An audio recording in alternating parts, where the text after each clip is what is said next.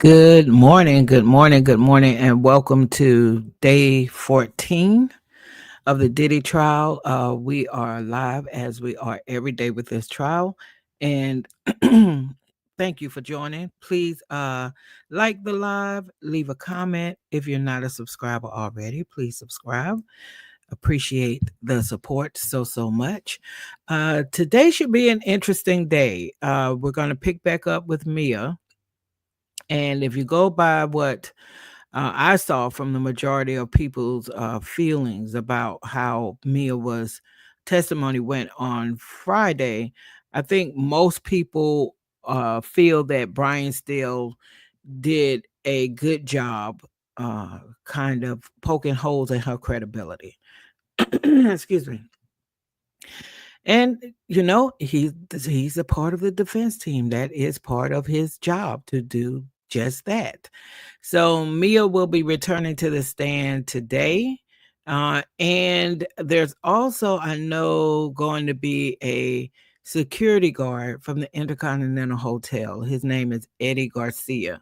And this morning, before court started, he signed an immunity agreement because he was going to invoke his Fifth Amendment rights on the stand. So there was an immunity agreement signed by the judge this morning so that he would testify. So that has also taken place this morning. But first up on the stand is Mia, again returning as of Friday. Pardon me. We will see if her testimony today, with Brian still asking her the questions on the defense side, we will see if that ends up going similar to how it did Friday, which, it wasn't too great for Mia. Uh, So let's flip over to the feed here, and I will pull up the Inner City Press feed for us to walk through the testimony as it has been given already this morning. And then we will flip over to the CNN page just to cross reference what is happening in court right now, because between these two resources, we tend to get a better feel of what's actually happening. So we've already talked about this morning. The judge signed an immunity agreement for a security guard who worked at the Intercontinental Hotel. That is the hotel where the infamous video that we've all seen took place. So that was done this morning. So Mia is back on the stand. Okay. And let's see, Your Honor, on what basis we propose you sign the immunity order? Done. Okay, so that was taken care of. So they brought the jury back in. And Mr. Steele, Brian Steele, is back up asking questions of Mia. Prosecutor, let's see what the prosecutor said. Your Honor, we renew our objection. Judge, Mr. Steele, are we just going to show this video? Okay, so pardon me. Let me say again. I think Brian Steele has already said he expects to question Mia up until lunch, if not a little bit after lunch, is what he's told the judge this morning. So from the objection here from the prosecutor, he must be trying to admit some type of video. Not sure what that is. Let's just read the testimony here. The judge said, Mr. Steele, are we just going to show this video? You haven't laid any type of foundation. Take the video down. Mr. Steele, did you work as an assistant to someone? Mia said maybe 2008 or 2007. I'm not sure. Still, you had a resume saying you had the ability to multitask and had thick skin. Mia said, I'm not sure I wrote that. Defense attorney, that you were able to deal with uncomfortable situations 24/7. Prosecutor, objection. Reading for document not in evidence. Judge overruled. Okay, so we're off already. The judge overruled. Defense attorney still said, did you use this as your CV? Mia said, looks like it. This still enters an exhibit for admits an exhibit. Judge says admitted. Still, you went to James Madison University. It's a well-known institution. Mia said, sure. Then you were a design assistant? Mia said, yes.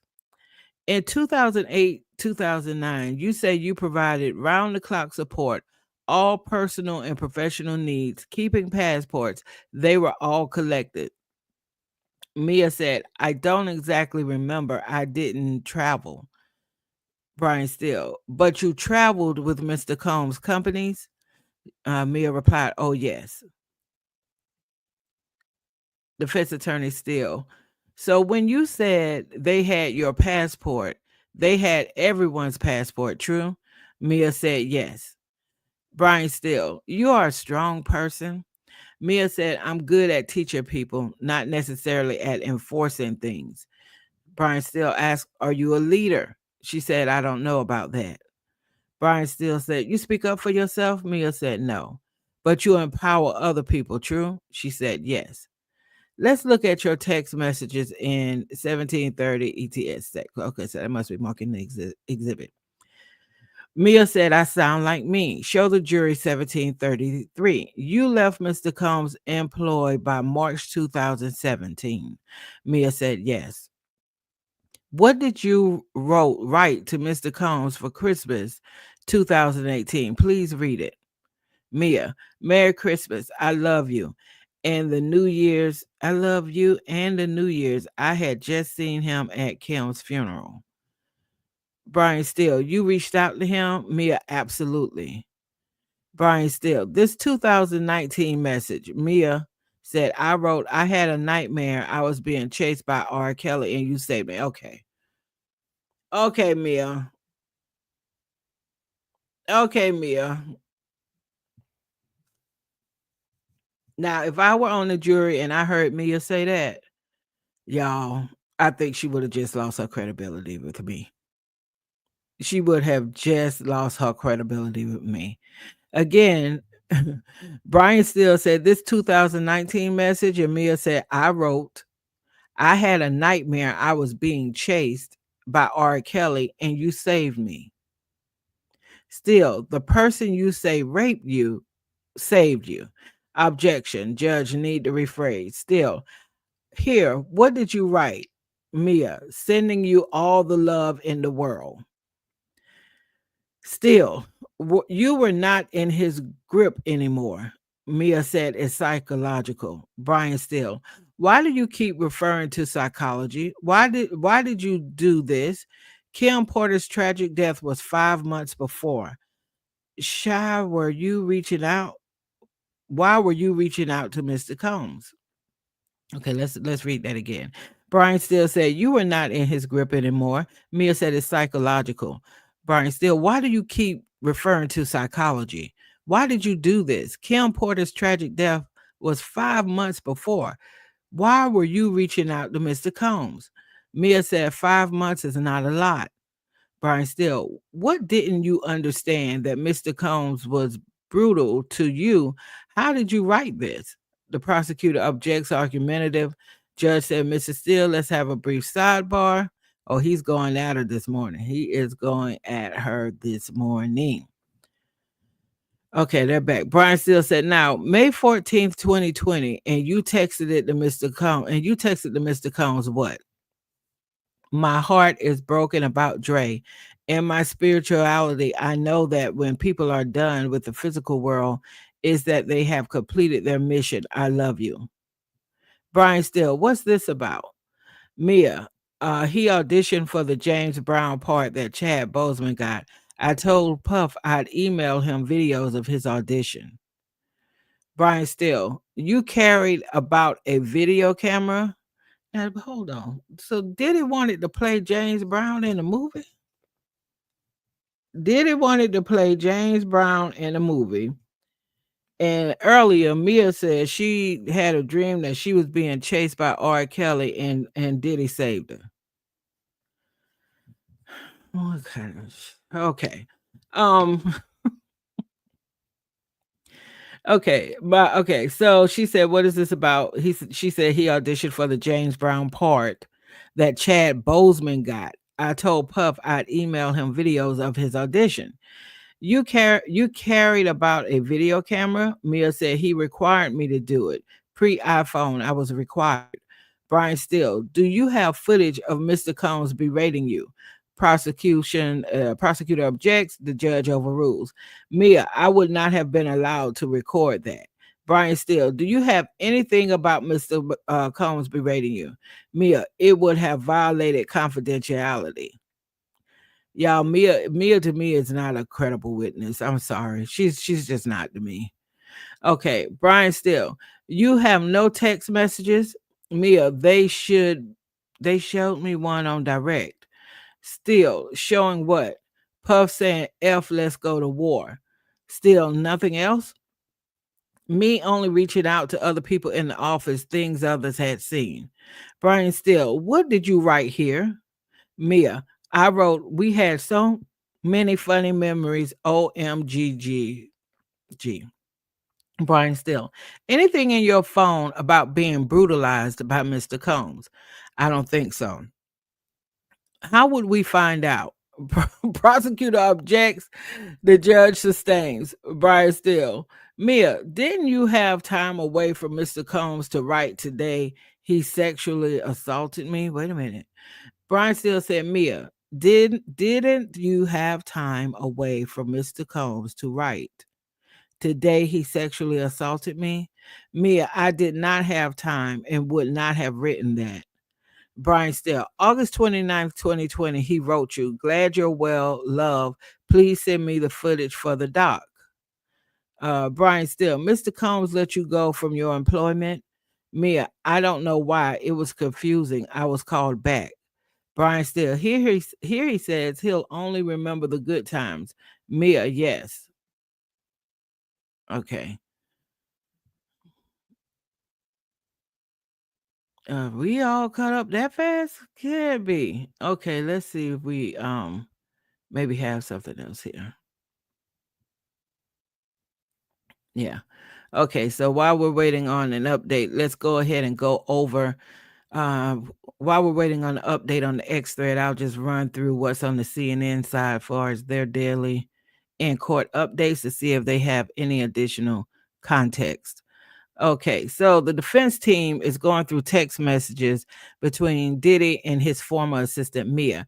In 2018, Mia texted Combs during the Christmas and New Year's holidays.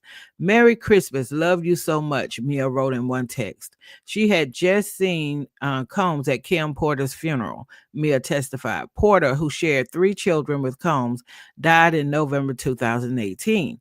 A few weeks later, on January 15th, 2019, Mia texted Combs that she was thinking about him because she had a nightmare that she was trapped in an elevator with R. Kelly and Combs saved her, according to the message. Mia is not a credible witness. Okay. CNN goes on to say in March 2019, Mia texted Combs saying she was sending him, quote, all the love in the world. Defense attorney Brian Steele asked Mia if she was still under Combs' grip at the time, since she wasn't working for him anymore. She said that she still was psychologically. Quote, also, Puff used to be my protector, she testified, referring to Combs by his nickname. Also, these were based around tragic events that happened in his life, Mia added, pointing out that the text was sent within a few months of Porter's death. Mia also texted Combs in December 2019, writing that she was sending love to him and his family. She testified that she sent the message on Porter's birthday. Combs' ex-assistant said she's filmed as part of her job.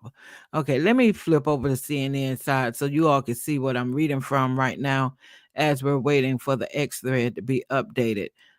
This is Mia is not a credible witness to me. She lost me when she said she dreamt that she was trapped in the elevator with R. Kelly and Puff saved her. She lost me. She lost me. If I were on that jury, I would not be really paying attention to anything else she had to say, honestly. I honestly would not. She lost me with that one. All right, let's go to the CNN page here. Okay. just so we can all see. Okay, here we go. All right. Mia, former assistant to Diddy, testified required, okay, that he required her to carry around a pocket video camera to record him before he hired full time videographers. Defense attorney Brian Steele asked Mia if she had any videos of Combs berating her or any of him in a moment of rage. Absolutely not, Mia testified. No, I would not have been allowed to film that. I was filming whatever he wanted me to film. Filming Combs in a moment of rage would have been, quote, a huge break of trust, loyalty, and confidentiality. Imagine what Diddy's thinking sitting there. Defense attorney Brian Steele asked Mia if she told anyone about the abuse she had endured from Combs while it was happening.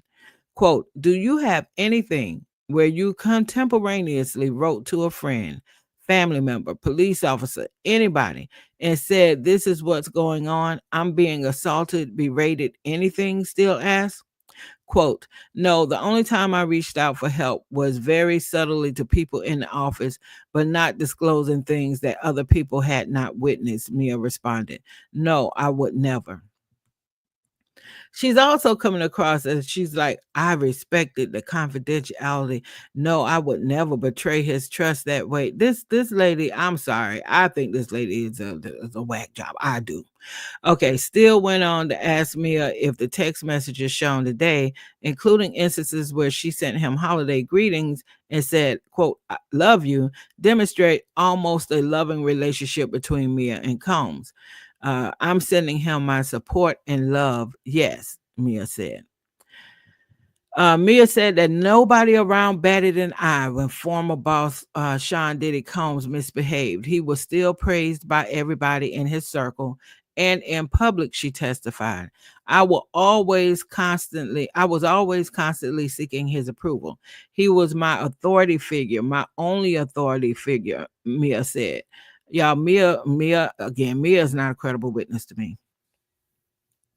Mia said that the music mogul threatened to tell his girlfriend Cassie about what happened between himself and Mia, which made Mia internalize blame and shame. Mia has been testifying about the violence and abuse, verbal, physical, and sexual, she said she experienced while employed by Combs. Nobody, quote, nobody acted like what was happening to me was wrong. And his threats about that he was going to tell Cassie about what happened made me internalize blame and shame, Mia testified. Defense attorney Brian Steele asked Mia why she didn't want Combs to tell Ventura that he had sexually assaulted her. Mia responded that Combs didn't use those words. Quote, he threatened to tell Cassie, quote, unquote, everything, which made me feel like I had done something wrong. I don't know how to explain what that does to a person, she testified. I'm not I'm not believing Mia. I'm not believing Mia. I feel like Mia is a witness that the prosecution um I don't know. I just cuz I believe her. I definitely believe her when she corroborated the story when her and Deontay was in that situation where they both jumped on Diddy's back trying to get Diddy off of Cassie when Cassie ended up with that gash on her eyebrow. I definitely, of course, I believe that testimony.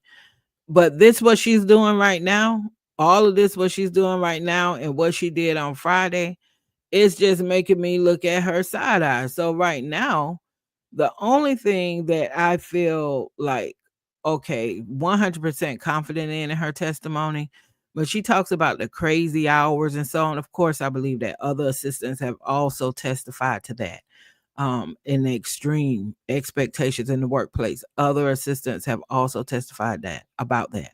I definitely, like I said, I believe her corroboration of Deontay's testimony of what happened when he and Mia tried to save Cassie one time from a beatdown from Diddy. I definitely believe that. So I'm sure there are probably other things within her testimony that's true, but this what she's doing right now on the stand and what she was doing Friday in response to the defense questions. She is causing some credibility challenges here. So I can't imagine how she is coming across to the jury. Maybe someone on the jury or maybe folks on the jury are thinking like not thinking like me at all, and maybe they're fully, on board with her testimony. But if any are thinking like me, and maybe some of you are thinking, some of this testimony right now is kind of like, girl, are you okay? Are you okay? Because you're coming off as like you're not stable, and maybe not, and not due to Diddy. So what I'm getting from some of the things she's saying and the wording she's using. It's a I don't know. It's just not coming off the way I think the prosecution would want it to come off. Let's see. The prosecutor accused defense attorney Brian Steele of harassing and humiliating Mia on the stand with yelling, sarcastic, and argumentative questioning. Comey also said that dozens of social media posts Steele has compelled Mia to discuss are cumulative and have nothing to do with her credibility. Judge said he hasn't heard Steele yell or be sarcastic, but agreed that Steele has asked improper argumentative questions. The judge also said he sustained objections to any improper questions and warned Steele to be mindful not to continue asking argumentative questions that might make it seem like he's doing it purposely, just for the jury to hear, knowing the question will be struck anyway. The parties are now discussing more exhibits Steele wants to submit into evidence during Mia's cross examination. Okay, let me make sure we did not miss anything. Okay, this one. The jury saw a video Mia made for Sean Diddy Combs' 44th birthday in 2013. Mia is sitting at a desk in the video and tells Combs she was blessed to call him a friend and thanked him for being one of the biggest inspirations in my life. Quote, "I love you, happy birthday," Mia said in the video, blowing a kiss. Judge allowed the video clip to be shown over objections from prosecutors. Defense attorney Alexandra Shapiro said Monday morning that the video supports the defense team's argument that Mia is presenting a false persona to the jury. Now, when did that happen?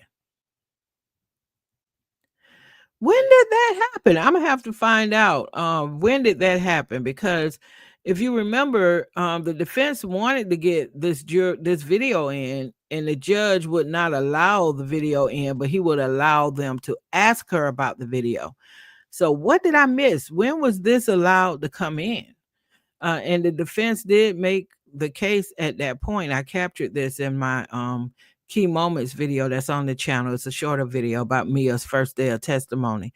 The defense was saying flat out that they felt like Mia was up there acting on the stage, that her affect, her way of talking, her demeanor, all of that was just an act and totally contrary to how she normally presents herself. So they wanted to show this video to support that. And the judge said no, but they could ask her, did she make the video? So I'm just not, I must have missed something. I don't know where. Must have been in some of the proceedings with just the judge and the attorneys where this video was allowed in. Okay. It's going to be interesting to see when all of this is said and done, what did the jury think about that video? Let's see. Combs' former assistant is back on the stand as court resumes. Okay. So we'll go back to the X thread now. We should have some updates from them as well, and they may have a little bit more of the verbatims that were said in court. So let me just check and see what we have here. This is an interesting day already. Okay. Did they update anything? Let me just check again.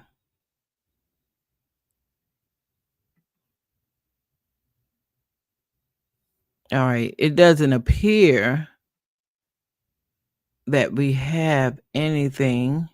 Hold on. Let me just check to be sure.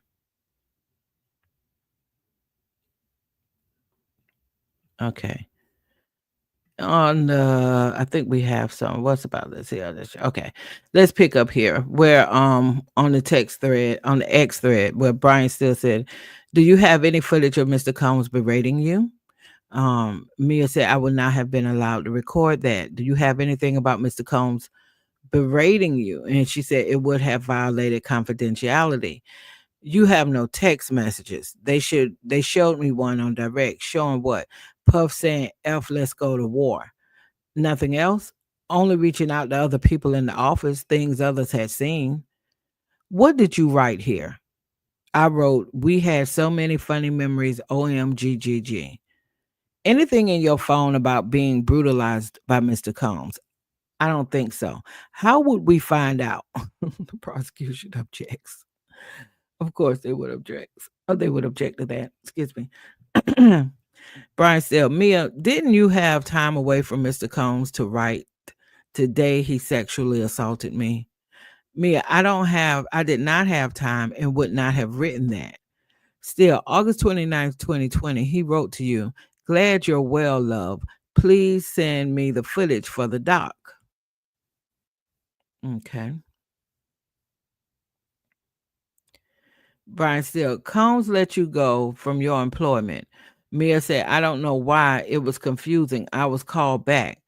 Brian Still, here he says he'll only remember the good times. Mia said, yes. Okay. And that is as far as we have gotten on the X thread. Let me just check and see if we have any update. Okay, so we're waiting right now for an update on the X thread, but this is interesting. So Diddy wanted to play James Brown. He auditioned for the part, but the part went to Chad Boseman. Uh okay. Now I don't know. I mean, he was on what was he was in some play on Broadway and they claimed he was really good. And I don't know. I didn't see it. I didn't see the play. I don't recall seeing any clips from the play. So I don't know if he was good or not, or if he's just Sean Diddy Combs and people were saying that. I don't know. But it was kind of funny to hear that he auditioned to play the part of James Brown. The other thing this morning that has just made me look at Mia like, Mia, what are we doing? When she testified that she told Diddy she had a dream that she was trapped on an elevator with R. Kelly and that Diddy rescued her. I'm not understanding. I'm not understanding. How could this be? And this is the man who essayed you. How could you be how could I don't I And again, just like what Mia was doing on Friday, I think Mia is giving excuse me, giving jurors things to wrestle with. She's giving jurors things to wrestle with because what Mia and the prosecution would have us believe is that any and everything that Mia did while she was working for Diddy should be explained away by trauma.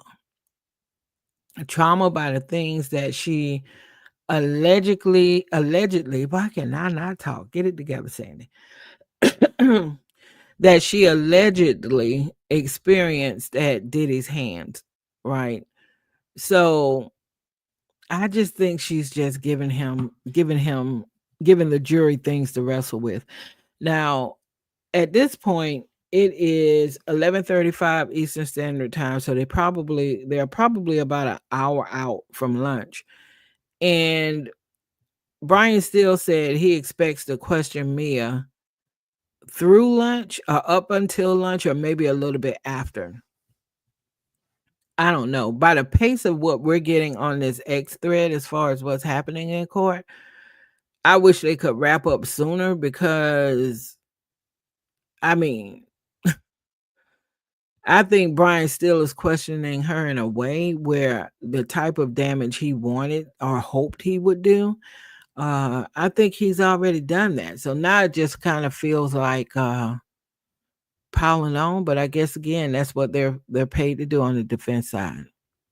Okay, let's see. We do have an update on the CNN side where defense attorney Brian Steele asked Mia how Combs would have found out private messages between her and his ex-girlfriend Cassie. Um, she said, quote, he has stolen my phone many times. He has stolen Cassie's phone many times. He has put tracking devices on her car. Quote, I'm not sure what he's capable of. I was terrified. Well, now, don't disagree with that. Now, you had a reason to be terrified because Diddy was truly wilding out in many places with employees, with people he were involved with. If he never wilded out with his children, I would be shocked with that type of anger. And if he was able to compartmentalize it where he displayed that anger towards his employees and people he was involved with intimately, but he did not display that at all to his children. One, good for good because they were children, but it's also a little bit more diabolical that you could turn that on and off like that. That's just a little bit more diabolical. So let's see if we have any update. Hold on, let me flip over to the X thread and just see if we have any update at this point. The X thread isn't coming in, I don't think. Okay. No, we're still waiting there. So we'll stay over here on the CNN side. But yeah, so this morning, a couple of, I don't know if funny is the right word, but we learned that Diddy wanted to play James Brown and he auditioned for the role, but the role went to Chad Boseman. And Mia was going to send him the audition tape for his documentary. And we also learned from Mia that she had a dream where she was trapped on an elevator with R. Kelly. And in her dream, Diddy rescued her. So, when Brian Steele read back that message that she sent to Diddy telling him about her dream, Brian Steele is like, but I don't understand. This is a man who SA'd you, and you feel like he's rescuing you or he would rescue you. So Brian Steele, pardon me, Brian Steele is picking up today exactly where he left off on Friday with Mia. He's picking up exactly where he left off on Friday. He is not pulling any punches. Let's see. We have a new update. Let's see what it's saying. Uh, Mia says she never told Cassie Ventura to leave Combs, quote, in the way I wish I could have. The former assistant to Diddy said she was very close with Combs. Oops, excuse me, y'all. She was very close with Combs' ex-girlfriend, Cassie, throughout her employment, but she was, quote, not allowed to tell her the truth about a lot of things. Quote, whatever story Puff told me, I had to uphold that, Mia said. One of the worst parts was being put in the middle and having to cover up for Puff to Cass, which he forced me to do constantly. Defense attorney Brian Steele asked Mia if she ever told Ventura that she should leave Combs. Mia responded, not in the way I wish I could have. Mia testified that she never told Ventura she had to stay with Combs, but said, quote, I remember covering for him when he forced me to and feeling terrible about it. However, it didn't, yeah, I'm sorry. However, if I didn't, he would have taken me away from her. That's interesting wording. However, if I didn't, he would have taken me away from her. Okay, Mia. Next update. Mia testified that she never mentioned any sexual assault allegations against Diddy in the 2017 mediation over her severance with the Combs Company. Defense attorney Brian Steele asked her if she was aware of the Me Too movement at the time of the mediation. Mia testified that she was not. Now, I don't know what to make of this. I don't know what to make of that. While she was mediating, she didn't bring up the essays that she's alleging Diddy committed on her, and that she didn't bring that up at all during her severance mediation. I don't know what to make of that, because maybe she didn't want to rock the boat and she wanted to make sure she got her severance if she's telling the truth, or maybe she's not telling the truth specifically about the essays, because remember in her earlier testimony she said she never told Diddy no about any of the sexual advances. And now all of these text messages that we're seeing from her to him with "I love you, I love you." Guess what, Diddy? I had a dream last night. I was trapped on the elevator with R. Kelly and you rescued me. It's a lot. It's a lot. So she is not coming across as the most credible of witnesses. I still support, though, the fact that she did corroborate Deontay's story, because she was there with him when they both tried to get Diddy off of Cassie, that one fight when they were getting ready for OVO Fest. And when she talks about like the extreme working hours and Diddy's expectations, I fully agree with that, because we've now heard multiple assistants testify to the same thing. But what I think she's giving the jury something to wrestle with. She's giving them the part of her testimony today, and the testimony when Brian still started questioning her on Friday, is all feeling like, lady, are you for real? Now, the defense would have, or the defense would want, well, let me correct that. The prosecution would want the jurors to believe that anything Mia is saying, even if it sounds unthinkable, even if you're seeing the text messages with "I love you, you're the greatest thing that ever happened to me, you're my biggest aspiration." I mean, all that's in her text messages to Diddy. The prosecution would want the jury to believe, yes, she did those things, but those things were also a trauma response. The defense attorneys are saying, no, this is not a trauma response. Okay. She had very strong feelings for Diddy. She wrote him often telling him that she loved him. She never told him no about any of the sexual advances. She called Cassie her friend, her sister, but yet she never told Cassie if she was being essayed. She never mentioned that to Cassie, which I don't know if that would have done any good, because Cassie is so far gone at that point. Who I don't know if that would have changed anything, but it's a point the defense is making. And then the more that the defense pulls out, like how she made this scrapbook for him, and so Mia has said a couple of things to make you kind of side eye her. Okay, and for me, when she left the stand on Friday, before leaving the stand, she testified about the first time Diddy had essayed her. And she said that the first time that Diddy essayed her was on his 40th birthday. On his 40th birthday. But then Brian Steele presented to the court all of these text messages and birthday videos, and after that 40th birthday, how she's celebrating it, all of these social media posts, all of these messages to him about what that day is, because it's his birthday. And so Brian Steele was like, so how do you write this if that is the anniversary of when you were allegedly essayed? How do you celebrate that day? And she said, well, I'm not celebrating that day, I'm celebrating his birthday. Side eye. Girl, say what? Say what? Then she testified that on that first time that she was sexually assaulted by Diddy, she said that he gave her 2 shots to take.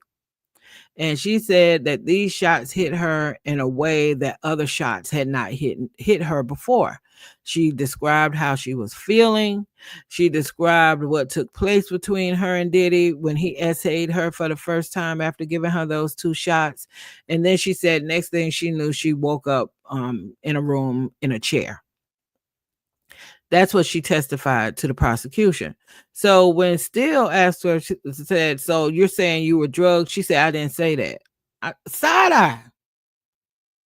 Lady, you just described what would sound like whatever was in those shots wasn't just the alcohol, that you were given something to make you feel unusual and unlike how you've ever felt before when you took shots. So it's not irrational then for the defense to say, so you're saying you were drugged? And then you immediately say, I didn't say that. What? So again, side eye, side eye, side eye, side eye. Okay, so let me check on the X thread right quick and see if we have any other update at this time. I wonder what's taking them so long to update the thread. I have got to flip over to show y'all this meme on X because this is hilarious. Y'all need to see this. So remember what I just said about Diddy auditioning for the role of James Brown? Is the role that Chad Boseman got. And I can't even really picture that, but obviously somebody else could, because look at what somebody's did. The internet is undefeated. Undefeated. Somebody commented, I'm so happy we did not get this. Diddy as James Brown. Diddy as James Brown. Oh my God. That is hilarious. I gotta repost that. That is hilarious. Let me see if there's any other comments up here. Maybe we have an update at this point. Let's see. Because we've been waiting now for a little while. And let's see. Do we have an update? Okay, we went through all of this testimony this morning. I don't think let's see. Yeah, we went through this. Yeah. And this is where we last landed, and I'm waiting to see. And we don't have anything else from Inner City Press on X yet. But this is hilarious. This is hilarious. Somebody said the defense is trash, if you ask me. Well, I don't think the defense is trash. I think the defense is doing what they were paid to do, and which is to try to poke holes in any credibility of these witnesses being put on by the prosecution. And I think Steele is effectively doing that. I think he is effectively doing that. Somebody commented also, Steele is using a classic defense strategy: discredit the witness by pointing to behavior that looks inconsistent with abuse, focusing only on the good things she said to make it look like the abuse could not have happened.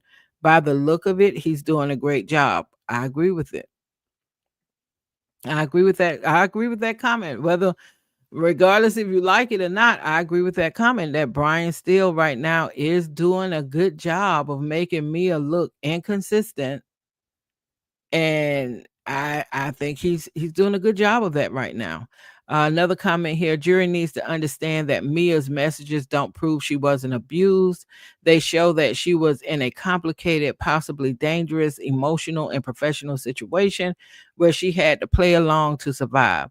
The real issue is not whether she said, I love you, but, and that is what prosecution hopes the jury is walking away from. But I'm here to tell you that I don't know if they're going to walk away from that or not. I think it's a good chance that they're going to take away from Mia's testimony the parts that they feel like they could use, and there are still going to be somebody on that jury I know that's going to look at her side eye, because you can't get on the stand. Everybody's not going to buy that trauma is the reason for everything. If she got on this stand and said that she had a dream that she was trapped in an elevator with R. Kelly and Diddy rescued her. She was telling Diddy about this. She's celebrating his birthday, all these posts over social media. Let's turn up, it's your birthday. After she was SA'd, she said, for the first time on his birthday. So when Brian Steele said, well, how could you celebrate that day? Why would you celebrate the day that you allegedly were SA'd for the first time by Sean Combs. And she said, "Well, it's not celebrating that, it's celebrating his birthday." What? So all I'm saying is that I think that inconsistency could pose an issue for some on the jury. Some on the jury. And this to me is not even a debate about what trauma can do, what how people respond when they've been subjected to great trauma. This is about, at this point, what will this jury believe? What will they believe? And Brian Still, as he did Friday and as he's doing again today, he is doing a really good job of making Mia look very, very, very inconsistent. And what impact that will have on the jurors, we don't know. We don't know. But it's definitely not helping the prosecution. I'll say that. Someone else commented they definitely should have had a woman do this cross, coming across too aggressive. And we talked about that last week, that it was interesting that they chose Brian Steele to do the cross, because normally they would rather a woman do it in these type of sensitive situations, just for the optics alone. They would rather a woman do this type of cross examination. But thinking of who these lawyers are, it had to be a part of their strategy where they wanted to go this route. They wanted to go this route. So I think it was an intentional choice to have Brian Steele cross Mia. And I think it was an intentional choice to have Brian Steele cross her as aggressively as he's crossed her. I think that was an intentional choice by Diddy's defense team. All right, let's see if we have any other updates yet.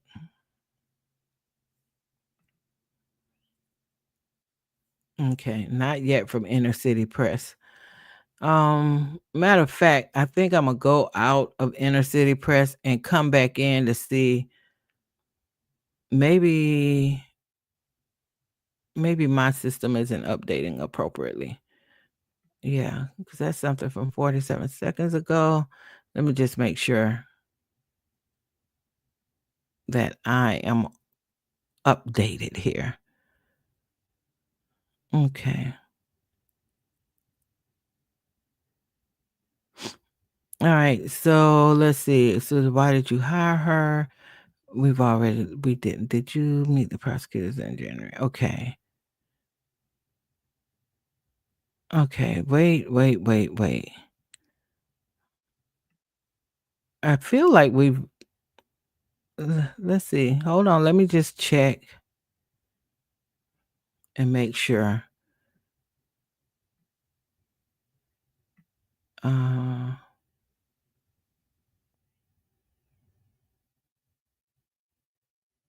Now this is a conversation between the judge. Okay.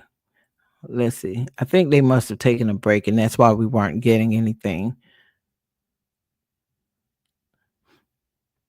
Let me just go back up and see just to make sure.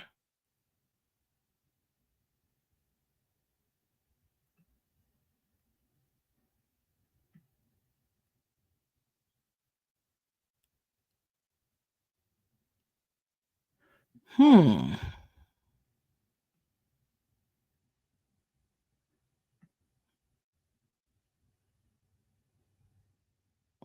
Okay. Still just trying to make sure we're as current as possible. Right? Just 1 second, because it seems like this is a lot that I have not seen.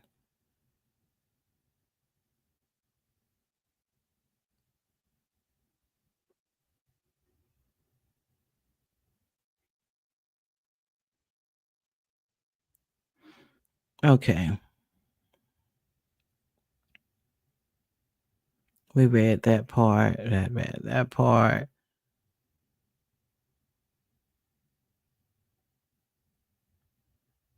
Okay. Let's start from here. Brian Steele said, Mia, didn't you have time away from Mr. Combs to write today? He sexually assaulted me. Mia said, I did not have time and would not have written that. Steele said on August 29th, 2020, he wrote you, glad you're well, love. Please send me the footage for the doc. Uh, then Mr. Brian Steele said, the Me Too movement is strong for 2 years.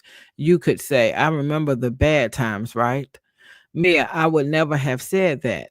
Brian Steele said, because it's not true. The prosecutor objects, the judge overrules. Still, Brian Steele, you wrote that? Mia, love you too.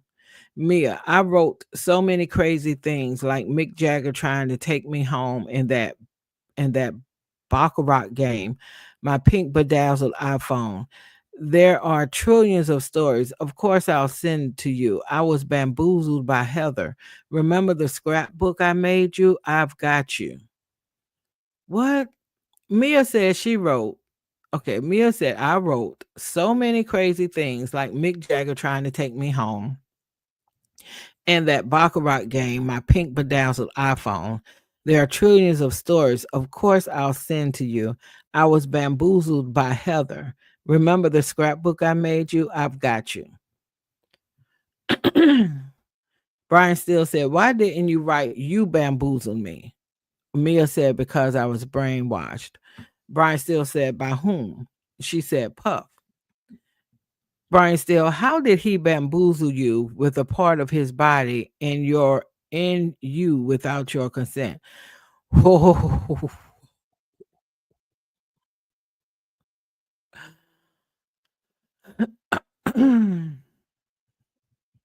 now, I knew Brian Steele had taken the gloves off with Cross and Mia, and I believe with the caliber of lawyers on Diddy's defense team that the way he's approaching her and who is crossing her was an intentional decision as a part of their strategy. But this right here now, this is a lot. This is a lot. So after we go through all of this, we'll go to the CNN page and see how they frame it. But okay. So Steele said, how did he bamboozle you with a part of his body in you without your consent? The prosecutor objects, the judge sustains. Brian Steele, what does brainwashing mean? Mia said the highs were really high and the lows were really low. I was punished whenever Puff was violent, making me believe I had done something wrong. He was praised by the public. Brian Steele, you were aware of the Me Too movement. No outcry out of you. Why? Mia said he was going to tell Cassie what happened. I internalized blame and shame. Brian Steele, who threatened to tell Miss Ventura about Mr. Combs supposedly essaying you? She said, Puff. Brian Steele, why didn't you respond? Great. Let's tell everyone what you did to me. The prosecutor objects, the judge sustains and says, let's move on. Brian Steele, you said you have a moral obligation to speak up. Mia said, now I do. Why not in 2017? Mia said, I was brainwashed. Brian Steele, when did you first say me too? Mia said, when I first saw him being held responsible. Now I have therapy. Brian Steele, Mr. Combs wrote, I got to find that. You got a copy? What does it refer to? Mia said, I think he means the James Brown video. Still, the scrapbook. Mia, I wrote, I think I have PDFs. I think I gave it to you for a birthday in your house on Mapleton. I customized that purple leather suit so you could walk, not giving it F. If y'all can't find it, I will, but I didn't. Brian Steele, you had a PDF? Mia said, I thought so. Okay, Brian still said, what did you write here? Mia said, my grandmom went into hospice, so I have to fly out. I have to miss your event here in my hometown. C'est la vie. Effing crush it and make history. Heart emoji. Brian Steele, deepest sympathy for your grandmother. Mia said, thanks. Brian Steele, what was this about? Mia said there had been some terrible event with the police. Pharrell organized an event to change the narrative of Beach Week, which I think is a college thing. Brian Steele, you wanted to see Mr. Combs? Mia said, I did not. I only said so. Mm. Mia, my hometown of Virginia Beach doesn't usually get this type of attention. Brian Steele, you're telling the jury you were scared of Mr. Combs, true? True. I was scared of him when he was scary. Still, listen to 1750. Tell me if you recognize it. Move to admit 1750. Judge, he's asking the prosecutor. The prosecutor said, we object. The proper basis for admission has not been established. Let's have a sidebar. So they're having a sidebar. The judge says it may be admitted. Okay. The judge is let's see, a break, and then they're back. Let's see where they are now. The prosecutor says, let's see if the jury, I don't know if the jury is back in, but the prosecutor says until now have been objecting to exhibits and turning over private correspondence of this witness. We have now sat through hours of humiliating cross. Mr. Steele has insulted this witness, saying things like God forbid after things he said. Prosecutor, only one by one, Your Honor, let the exhibit in, but now cumulatively we have reached harassment. Given the tone, we do not think continuing this is appropriate. She has carried herself with grace. This is adding to trauma. Eyes are on this trial. Prosecutor, other victims in other trials will become aware of this. Judge, I have not seen yelling. My understanding is that his God forbid is an apology, not an attempt to intimidate. But the argumentative questions is, Mr. Steele, here you're repeating yourself.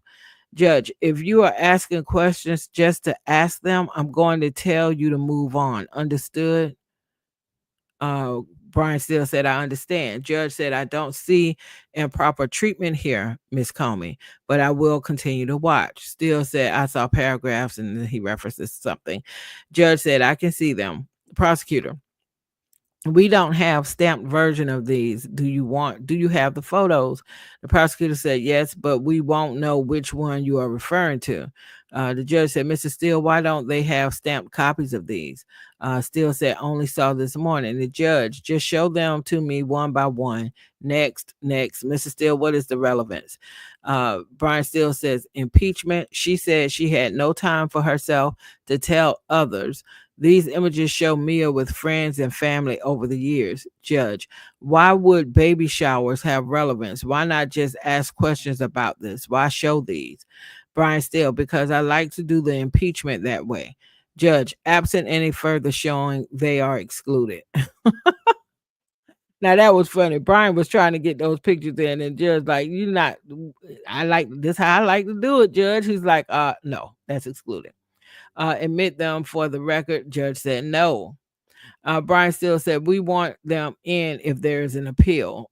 Prosecutor said, we'll put them in the case file. That's how we handle it. Still, I asked Mia, you still have friends? And she said, I did not see them. I did not have an external sounding board. She said there was no time. Judge, the problem is putting in the post, they are not relevant and they are cumulative. You already spent a lot of time to the scrapbook. Please bring Mia back in. All right. Well, that was a lot of, like, look, if I was in trouble, I would want Brian Steele to defend me. That's all I'm going to say. Okay. I would want Brian Steele to defend me. So they're bringing Mia back in, and Brian Steele says, you and Miss Ventura were best friends. Fair? Mia says, yes. Brian Steele, you said she was your sister. Mia said, yes. Brian Steele said, you loved her? Mia said, absolutely. And you feel the same way today? Yes. You would never lie to her. Puff didn't allow me to tell her things like where he was, anything he said. Brian Steele, was Miss Ventura in love with Mr. Combs? Mia said, I thought so. Did you ever tell her the person she loved sexually assaulted you? No.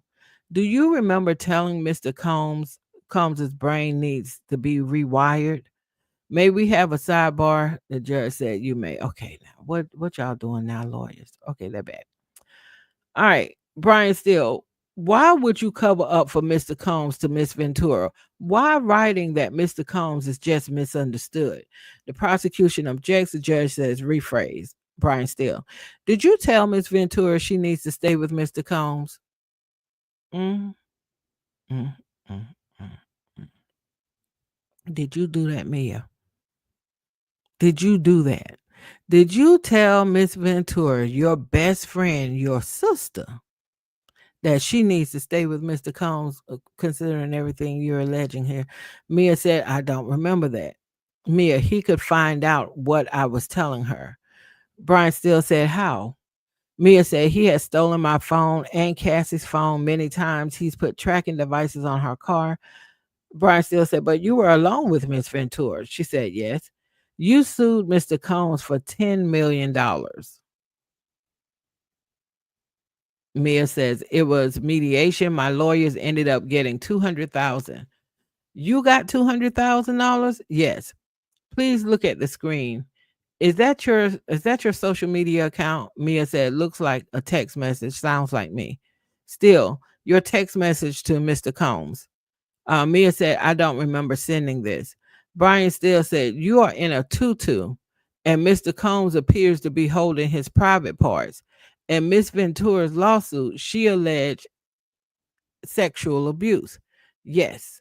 Why did you still communicate with Mr. Combs? Prosecution objects, the judge sustains. Brian Steele, did you meet these prosecutors in January 2024? Mia said, I may have. I don't remember the timing. Brian Steele, did you tell them Mr. Combs sexually assaulted you? I don't remember when I told them. Did you get a lawyer? Yes. The lawyer who had 45 days earlier obtained an enormous judgment. Oh, whoa, whoa, whoa, whoa, whoa. Okay, hold on, Brian. Hold on. Brian, hold on, hold on, hold on. Brian still is like rolling over this woman like dog. Okay, so let's go back. Did you meet these prosecutors in January 2024? Mia said, I may have. I don't remember the timing. Brian Steele, did you tell them Mr. Combs sexually assaulted you? I don't remember when I told them. Did you get a lawyer? Yes. The lawyer who had 45 days earlier obtained an enormous judgment. The prosecution objects. The judge sustains the objection. Why did you hire her? The prosecutor objects. The judge sustained and said, let's move on. Brian Steele, you only first alleged sexual assault in June 2024. Wow, this is getting heated. Mia said, I don't remember the timing of things. The rest I can't go into. I understand it's privileged. Prosecutor objects. Who's he objected towards what Mia said? Objects, that's sustained. Let's have a sidebar. Okay. This is, boy, to be in that courtroom right now. Brian Steele, let's talk about Prince's party. Oh, why y'all got to keep bringing in Prince? Let him rest in peace. Let's talk about Prince's party. You said you had no permission to go there, but you knew many people who knew Mr. Combs would be there. Judge said, rephrase. Did you wear a disguise? Brian Steele asked. Mia said, no. Any photo of a chase? Um, Mia said, no. You say you and Miss Ventura got on a paddleboard into a storm. Mia said, yes. Any recording of that? No. Any note or text message to prove it happened? Mia, I don't think so. We were on a paddleboard. Still, did you make it up? Mia said, no. Brian Steele, you said you had no time with family. Did you ever go to events with your family and friends? Mia said, sporadically over 8 years, but few and far between. Weddings, sister and best friends, I believe. Halloween, I don't remember. Brian Steele, you had with others, right? Mia said, I had to be in communication 24/7. I was never outside his grip. Still, Outside of the work environment, why couldn't you explain the abuse you say you were experiencing? Mia said, it's more complicated than that. Brian Steele said, isn't it true that other than the few times Mr. Combs was violent with Miss Ventura, which is never okay, you were comfortable with Mr. Combs? Judge said you'd have to rephrase. Mm. Let's go back. Let's go back. Let's go back to that. Brian Steele said, isn't it true that other than few times Mr. Combs was violent with Miss Ventura, which is never okay, you were comfortable with Mr. Combs? The judge said you have to rephrase. Brian Steele, you never advised Miss Ventura to leave him. She said no. Brian Steele, until now remember, she said Cassidy is her sister and her best friend. Brian Steele, until 2024, you never told anyone you were sexually abused. Mia, unless it was to my privileged therapist, that's true. Brian Steele, could you waive that privilege? Brian Steele is wilding, y'all.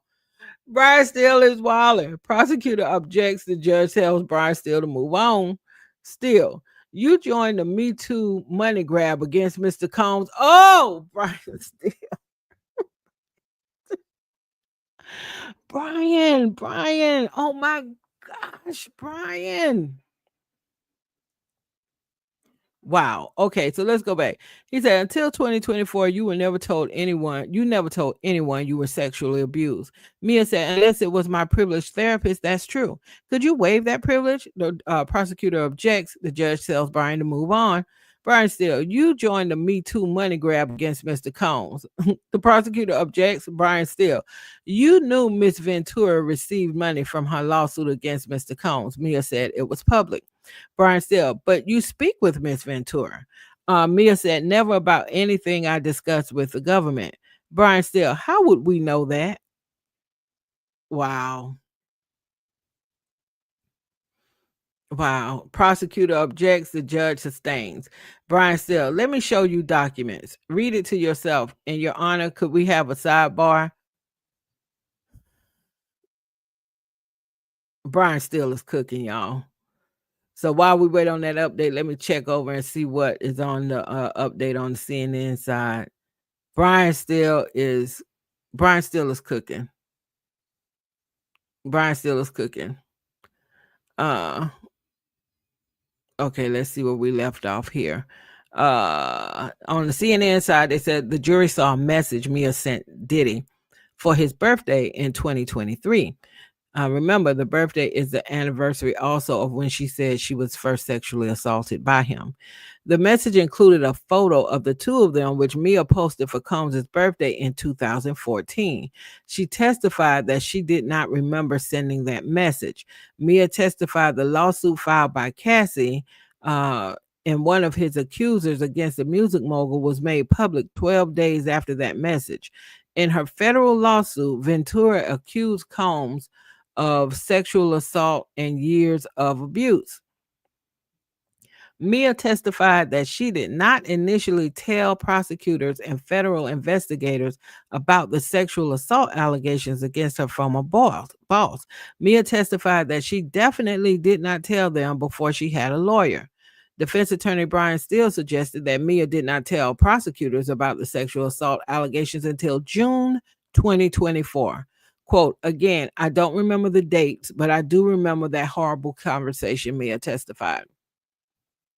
Former assistant Mia confirmed that she was able to spend time with friends and family while she was working for Sean Diddy Combs, but she said those times were few and far between. Defense attorney Brian Steele suggested that she had time where she was outside of Combs's grip and with people she trusted. Quote, I was never outside of his grip, Mia said, adding that even when she was away from her job, she was still expected to be in constant communication 24/7. Steele asked why she didn't tell any of her loved ones about her allegations when she saw them during that period. Mia said it's way more complex than that. Okay, so now at this point the jury has been dismissed for lunch. So a couple of things. One, I I wonder, and I'm maybe some of the uh mainstream content or news organizations will have someone there. I would like to know, well, they probably can't talk about it if they're currently working for high level stars. But I would like to know from people who have been personal assistants to high profile entertainers or high profile even politicians. What is the expectation? You know, if we go by what we normally see like in movies or maybe somewhat on reality shows, and I'm not saying that's a good way to kind of gauge what happens in real life, but if we were to go by that, it would seem like most of them are somewhat on call 24/7. Now, you would like to think they're working for somebody who doesn't abuse that, but it almost feels like it's an understanding that as a part of your role, especially if you're a personal assistant to that person, their right hand, that you're kind of on call. So I'm curious to know how does that work? Like for other people, like people not working for Diddy. How does that work? What is that expectation? The other parts of the day, so far, like I said, Mia testifying or reading a text that she sent to Diddy telling him that she had a dream that she was trapped on an elevator with R. Kelly and that Diddy rescued her. Side eye. Side eye, side eye, side eye, side eye, side eye. I think Mia's testimony, as far as it being favorable for the prosecution, has run its course. Meaning there's some gems for sure in what Mia has testified to, but there's also a lot of mess. And when I say a lot of mess, what I mean by that is there's also a lot of testimony from Mia that I think is going to be challenging for some of the folks on the jury to process. It's going to be very challenging to process because it's not coming off well. It's just not. It's just not. It has me questioning, like, are you mentally stable? Are you one of the accusers that made something up in order to get on board with to try to get some money? And when I say that, please understand me when I say I think Diddy is guilty of most everything he's been accused of, and guilty to the degree that he could justifiably spend the rest of his life in jail. So please understand that. What I'm also saying though is once Diddy got this whole thing blew open with Cassie and all the people we saw coming out of the woodwork, y'all know, and all those people coming out of the woodwork, some of those stories were just sounding like, okay, is this a money grab? What is it? It became one of the things where I'm sure there were real victims mixed in with people who were not victims. And so how do you parse it out? When that was happening, even before the trial started, I thought that that might be something the defense would use because there were a few civil cases thrown out. We're very well aware of the case where Jay-Z and Diddy were being accused of essaying an underage girl. That was thrown out. So as a few of these cases were thrown out, I thought that the defense, and we'll see if they will, I thought they would lean into that a little bit to say, we've had other cases that have been thrown out, civil cases that have been thrown out, because there are people who are just getting on board, trying to do a money grab and so on. And they'll probably word it in a way like they did their opening statement to say, now we take full accountability for what y'all saw in that video. Correction. Diddy takes full accountability for what y'all saw in that videotape. I mean, because what else can they do? We saw it, you know. So they'll probably try to wordsmith it that way to say, yes, has he done some things that he regrets? Absolutely. Has he done some things that he went to therapy for, that he went to treatment for, that blah blah blah blah blah blah blah blah blah? His defense attorney will definitely make the case for that. And his defense attorney is basically going to tell the jury he did this, but he did not do that.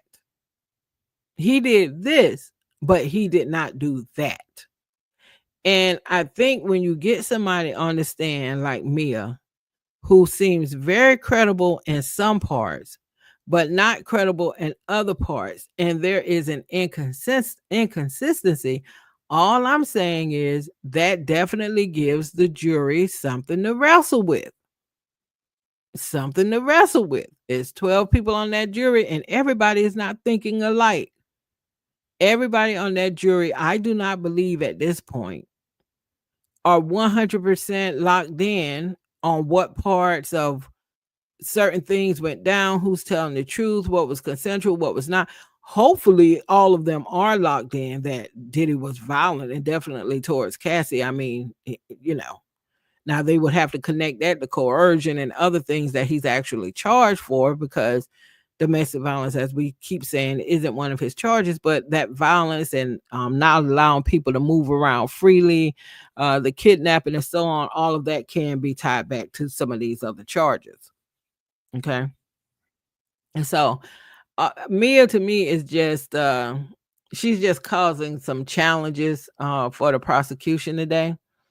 But at the end of the day, at the end of the day, we will not know for sure how any of this resonated with a jury until it's all said and done, and we get some folks on the jury to tell us what's the deal. How did y'all perceive this? How did y'all perceive that?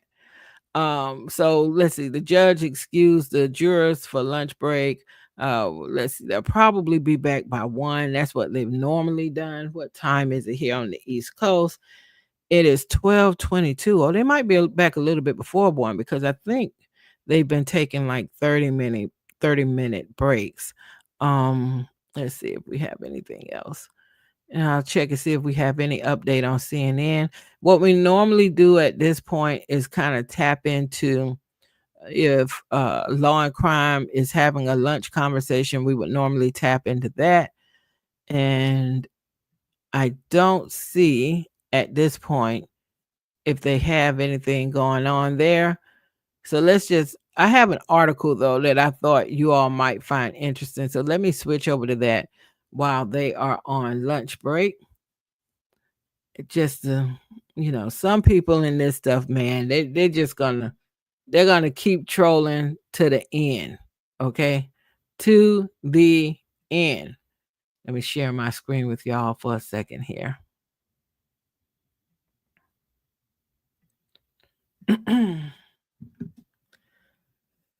So 50 Cent is at it again. He is at it again. He said that he is going to talk to Donald Trump about Diddy's pardon. He said, but I'm not demanding he do anything. So let's see what's in this article.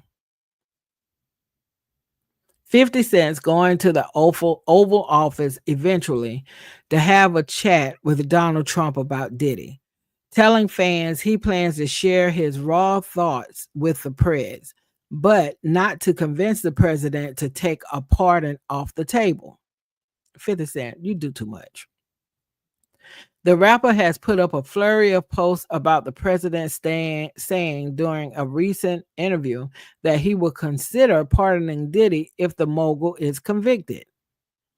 In the first 50 wrote, he said some really bad things about Trump. It's not okay. I'm going to reach out so he knows how I feel about this guy. Well, several new outlets took that to mean 50's going to make sure Diddy stays locked up, which 50 says is taking his statement too far. 50 said Donald doesn't take well to disrespect and doesn't forget who chooses to go against him. Sounds like Diddy. This man doesn't even have a relationship with his son, his oldest son, okay? Because he felt like he took a picture with one of his enemies, and he felt like that was just a betrayal he can't forgive. So unless something has changed recently, 50 doesn't even have a relationship with his oldest son who looks just like him. All right, so 50 Cent said Donald doesn't take well to disrespect and doesn't forget who chooses to go against him. While working tirelessly to make America great again, there is no room for distraction. What? He would consider pardoning anyone who was being mistreated, not Puffy Daddy. 50 Cent went on to say, he said some really bad things about Trump. It's not okay. I'm going to reach out so he knows how I feel about this guy. Okay. 50 Cent said, I didn't say I would nuke anything. I simply said I will make sure Trump is aware. 50 Cent is just doing too much. 50 clarified on his social media that he's going to just tell Donald Trump how he feels about the mogul, while also letting Trump know about some alleged comments 50 says Diddy's made about the president. As you know, 50 Cent's taken quite a few shots at Diddy since the super producer was arrested back in September, clowning him a few times. Most recently, he shared an AI generated image of himself in a free Diddy t shirt. Oh boy.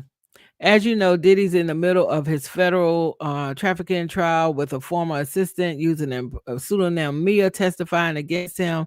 President Trump, who just pardoned Todd and Julie Chrisley, might be thinking about pardoning Diddy, but it sounds like 50 wants to talk to him first. 50 Cent is just doing way too much. Okay? Way, way, way too much. Way too much. And you know the thing about 50 Cent trolling Diddy, obviously he doesn't like Diddy. We've even heard testimony from one of Diddy's assistants that Diddy also did not like 50, and one of the incidents where he had a gun, there was something about he had a gun and there was talk about 50 and blah blah blah. So there's no love lost between these two at all.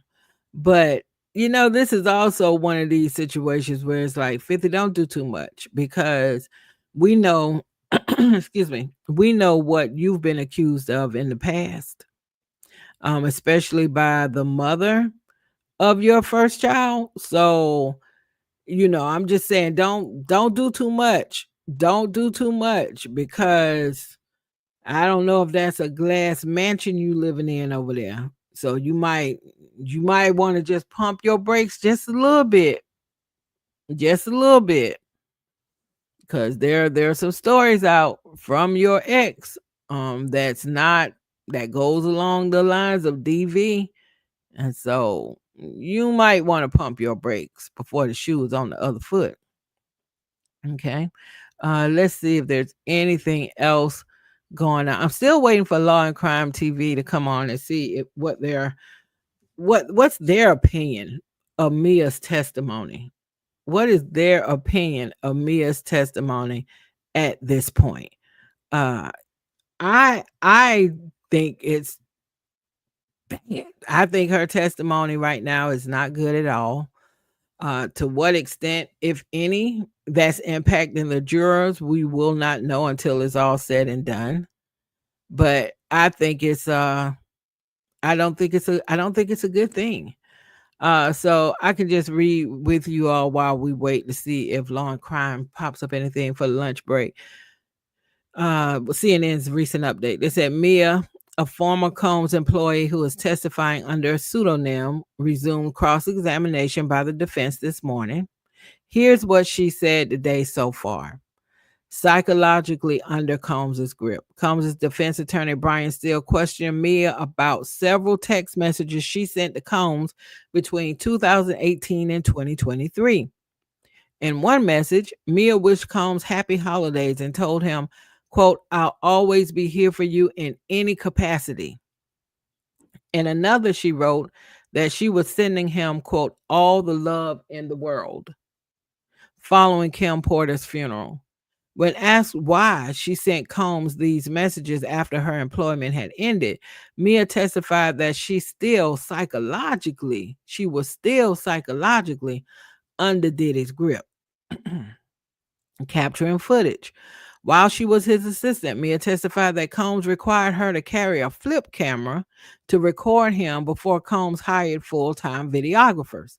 Mia testified she absolutely did not have any videos showing Combs berating her or in a moment of rage saying, I would not have been allowed to film that. She added that recording Combs in such situations would have been a huge break of trust, loyalty, and confidentiality. Internalizing blame and shame. Mia, who has been testifying about the verbal, physical, and sexual abuse she said she experienced while employed by Combs, said he threatened to tell his then girlfriend Cassie about what happened between him and Mia. This caused her to internalize blame and shame, she said. She also testified that nobody around batted an eye when Combs misbehaved and that he continued to be praised by everyone in his circle and in public. Now, that Mia, we believe. That we 100% believe, even based off of all the testimony that came before Mia's today. Tracking devices. Mia testified that Combs knew about her private text messages with Cassie because he had stolen her phone many times. She said he had also stolen Cassie's phone many times and put tracking devices on her car. Mia said this made her terrified of Combs. She later testified that even after she left, she was still expected to remain in constant communication with him. See, I don't get that. I would want to know, did he tell you that? Did he tell you, or did KK or the security guards, did they tell you that you were expected to remain in constant communication with Diddy even after you were not working for him anymore? Did they tell you that? I'm just curious, did they tell you that? Or is this one of those things where I felt like I had no choice? Because now Diddy got, like I said, Diddy has enough on him right now that he's going to prison. Like I keep saying, it's just a matter of which charges he'll be convicted of and for how long will he be sentenced. Those are the only two things on the table. He's going to prison, but you can't convict somebody because you said, if your opinion is, well, I felt if I didn't do this, it would be a problem. Did the person tell you to do it or not? Did they coerce you into doing it or not? That's what I would want to know. Okay, so coming up, the prosecutors plan to call several witnesses after Mia's testimony, including Enrique Santos, Eddie Garcia, an Intercontinental Hotel security employee who is expected to testify under an immunity order, a hotel custodian, and Frank Piazza, a forensic video expert. So, if we get to all of those people today, I will be surprised, but they do sound like the type of witnesses that will be on the stand and off the stand pretty quickly. So let me just switch you all over to law and crime briefly. While they give us their take on what is happening with Mia's testimony today. So just 1 second. I'm getting there, y'all. I am getting there to share this screen with y'all. All right, live P Diddy. Okay, I think this is it. Here we go. It'll help if I turn the volume up, right? She just walks to the witness stand, sits down, and then the jury's brought in, and then they continue with her cross examination. But even for the most part, while Brian Steele was continuing her cross examination, he doesn't do things like other defense attorneys we've seen do. He doesn't say, hello, good morning, how is you? He didn't do any of that. He really just kind of got right into the exhibits. And then there was kind of an issue on whether or not this exhibit should be shown. And it was just like it seemed like it was taking a little bit forever for things to pretty much get started this morning. But she was asked this morning, where did you attend university? Where'd you go to college? What was your GPA? So after your study abroad, you were an assistant to somebody, and Mia's responding yes to all of this. And then they bring up her resume. They literally showed her resume, obviously not with her real name or anything like that, but of course with Mia written on it. And I was just like, where is this going as far as why they're bringing up a resume that she had did after she completed college and probably when she was applying for this job. Why are they bringing this into evidence? And so they talked about how, in her specific bullet points under the descriptions for her job, how she catered to celebrity clients and always addressed their studio needs and kept inventory of all personal possessions, documentation, including passports. So they kind of brought it back to her direct testimony where she was explaining how she was trying to escape Diddy and how Diddy had kept hold of her passport. But Brian still asked her, when you said your passport was being held, that wasn't just your passport, it was everybody's passport. And Mia responded, yes. Mia was asked, you take on responsibilities. She said, true. You're a leader. She said, she kind of is pausing before she's answering this question, which I thought was pretty interesting because she was like, I don't know how you can really answer that. And then Brian still says, but you tell others to speak up for her, speak up for themselves. Mia says yes. Then we see an exhibit, kind of a zoomed in portion of Mia's resume, how she speaks four languages, how she has thick skin. And so I think what Brian Steele in the defense was trying to do was kind of use her resume in a way against her, where it's like, okay, you say you have thick skin, you say you can work these long hours without feeling overworked, and you say that you're this team player and team leader. And so then the defense kind of passes out those binders again with all the exhibits. And so we see Mia recognizing her text message. So those were moved into evidence. So we see text messages from Mia to Diddy first in December 27th of 2018. So this was after Mia was no longer working for Combs Enterprise. Mia says, Merry Christmas. I love you so, so much. Diddy said, same to you. And he responded and sent that message 2 days after Mia sent her initial message. Then a week later, Mia says, Happy New Year's. Then we see another text exhibit of a message from Mia. Text was also after Mia left the job, where she said, and I'm kind of paraphrasing here, that she had a nightmare that she was trapped in an elevator with R. Kelly and that you came to my rescue. And the you she's referring to is obviously Diddy. And then Brian still asked, so you told the jury that this person who terrorized you, caused you PTSD, was the person who came to your rescue? And there was an objection. It was sustained. Then we see another text exhibit, this one from March 8th of 2019. Mia telling Diddy, sending you all the love in the world, heart emoji. And then the defense is saying you weren't under Mr. Combs's spell then. And she was like, well, I was. It was psychological. It was because Kim had just passed away. I felt horrible. And Brian still is like, ma'am, this death happened 5 months earlier. And she says, yes.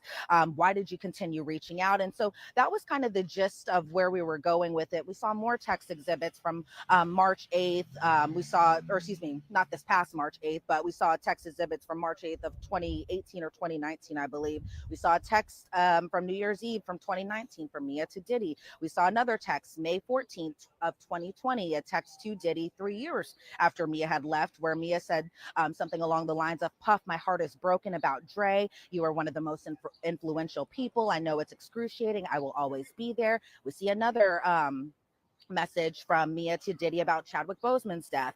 Then it just seems like they were just kind of going over text after text after text. And then Mia is asked, you had the capability of carrying around a phone with you. Did you have any recordings of Mr. Combs berating you? And Mia responds, no, he wouldn't allow it. Do you have any texts with family or friends about what Mr. Combs put you through? No, it was all kept a secret. And I felt like the line of questioning was kind of hard to watch at points, right? Because this is alleged victim number 4. This is also, a victim who had talked about how she was sexually abused, sexually assaulted by her boss. But it seems like from the defense's perspective that this didn't even happen, because Brian Steele would say something along the lines of the supposed sexual assault, or this didn't happen to you. You made all of this up. It was really just that intensive of questioning, or that intensive questioning, I should say. Then we saw an exhibit photo, a text from August 29th of 2020.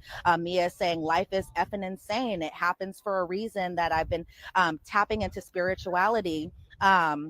Mia's asked, do you have any random notes about you being brutalized by Mr. Combs? And she says, I don't believe so.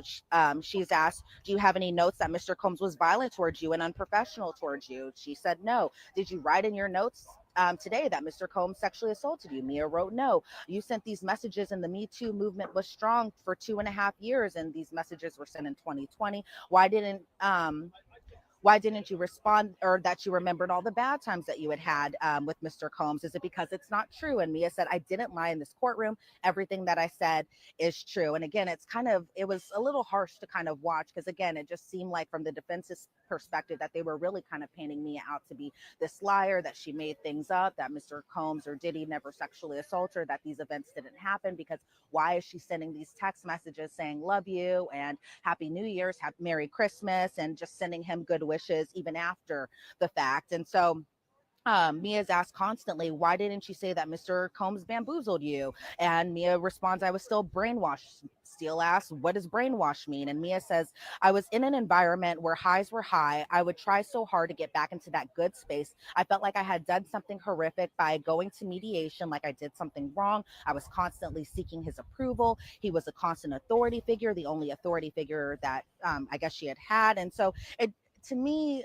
and again, Jesse, you know, we cover these types of cases all the time at Law and Crime about why victims don't come forward. And I felt like watching this cross examination, it felt like this is the exact reason why victims don't come forward. Brian Steele was, quite frankly, very harsh with her, and I think even the government was kind of pointing it out too, because there were some arguments outside of the presence of the jury where the government accused Brian Steele of yelling at her and being sarcastic with her. The judge didn't necessarily see it that way, but I think other people who were in the gallery, maybe not per se the jurors or anything like that, but really we're seeing just kind of like how much is enough when it comes to just questioning an alleged victim about Wow. whether things had Yeah. actually happened. And so it just seemed like it just kept going in and on to the point they were just throwing her old photos at her old texts at Right. her. And I was just kind of like, we're still not at the end of Well, it just yet. well, let me ask you a question. I heard a rumor that the jurors are responding quite well to Brian Steele, the way he's been cross-examining these witnesses, including alleged victim number 4, Mia. From what you could tell, how were they responding to this cross? Yeah, so I did hear kind of the same thing on Friday, where some jurors, yes, were responding kind of well to the defense. But I will say, even today goes, I've heard other reports saying that you could see the jurors yawning and probably, like the rest of us, probably wondering, okay, where is this going? But I know I saw one comment that was like, we need to get Elizabeth kind of seated on a better side where she can see the jury. But unfortunately, still on the same side where I can only see half of their faces. But to me, it was just kind of the same of what I was seeing kind of from where I am inside that courtroom, of just the jurors taking their notes. So I'm not seeing if they're laughing along or yawning or anything like that. But I have heard from other people who do have a better view of the jury that, you know, today seemed like, okay, where are we going with this? How much longer is this witness going to be on the stand? And kind of just all taking it in, everything that's going on with the cross. Well, there is a lot more that's going to be happening with this cross, and also probably redirect. And I want you to have a great seat in the courtroom. So right now, I know your time is limited. Elizabeth, you're going to go back into the courtroom, report to us later up on Sidebar. We'll do a full recap of the day's events. Elizabeth Milner, thank you so much. Thanks, Jesse. But as you know, we're going to continue the conversation. We're going to take your questions regarding this testimony, regarding the cross-examination, regarding the case in general. So submit your questions on YouTube. We'll get them up here. We'll answer them for the next hour. I'm here with Alexis Rosenberg, trial attorney, federal litigator. I'm also here with Joe Richardson, civil rights attorney. Or maybe we don't have Joe. Hopefully we get Joe. And I'm also here with Melba Pearson, civil rights and criminal law attorney, former prosecutor. Great to have you here. Joe will get in later. Okay, so I'm made of questions right now because we have a lot of people who are commenting on this cross-examination. Let me go to the first question that we had coming in here. Okay, we'll start with the video. So Melba, you heard that video, that happy birthday video that apparently came in, very consistent with what the defense is doing, trying to question her credibility about her allegations. This is from Never Be. Do you think that the video was, do you think the video was as big of a deal as defense made it to be? Appears to be her giving a shout out for birthday and the film they were working on. In my opinion, it's nothing. Is it nothing, Melba? Yeah, so good afternoon and always great to be on. And yeah, I agree. It's a bit of nothing because again, the defense has been consistently saying, here's another social media post where you shouted out Diddy. Here's another email or text message where you said something positive to him. So there comes a point where the jury gets the point and now you're beating a dead horse. And when you get to that point, you start to lose points with the jury because they're like, all right, we got it already. Move on to the next thing. You're literally making us stay longer because you keep pounding away at the same point. So I think he already made his point 10 different ways from sunrise with all the different text messages and social media posts and all that. The video is nothing new, doesn't add anything more to what's already been said. See, but here's the thing, and Alexis, this is not a clean case for the prosecution, right? I know how they're building it up towards racketeering. I know how they're building it up for sex trafficking. They need the jury to believe these key alleged victims, and to have text messages or videos or other witness testimony saying, you know, why didn't they step away? Why were they praising Sean Combs? As Elizabeth reported, there was testimony earlier. There's a lot of different factors that go into why alleged victims stay with the people who abuse them and even praise them and even maintain a relationship with them or have consensual sex with them. But it makes it not a clean case for the prosecution. And the defense is exploiting it as they should. As they should. I mean, that's their job to say there are question marks here. And I wonder, is it a question mark that's going to be enough to raise reasonable doubt about whether or not any of this happened, or whether or not, you know, there were willing participants, whether it was consensual, whether or not this was a criminal enterprise? Alexis, I think this is a concern for the prosecution. I think it's a huge concern. I think from a defense strategy, it was excellent. It's an excellent play.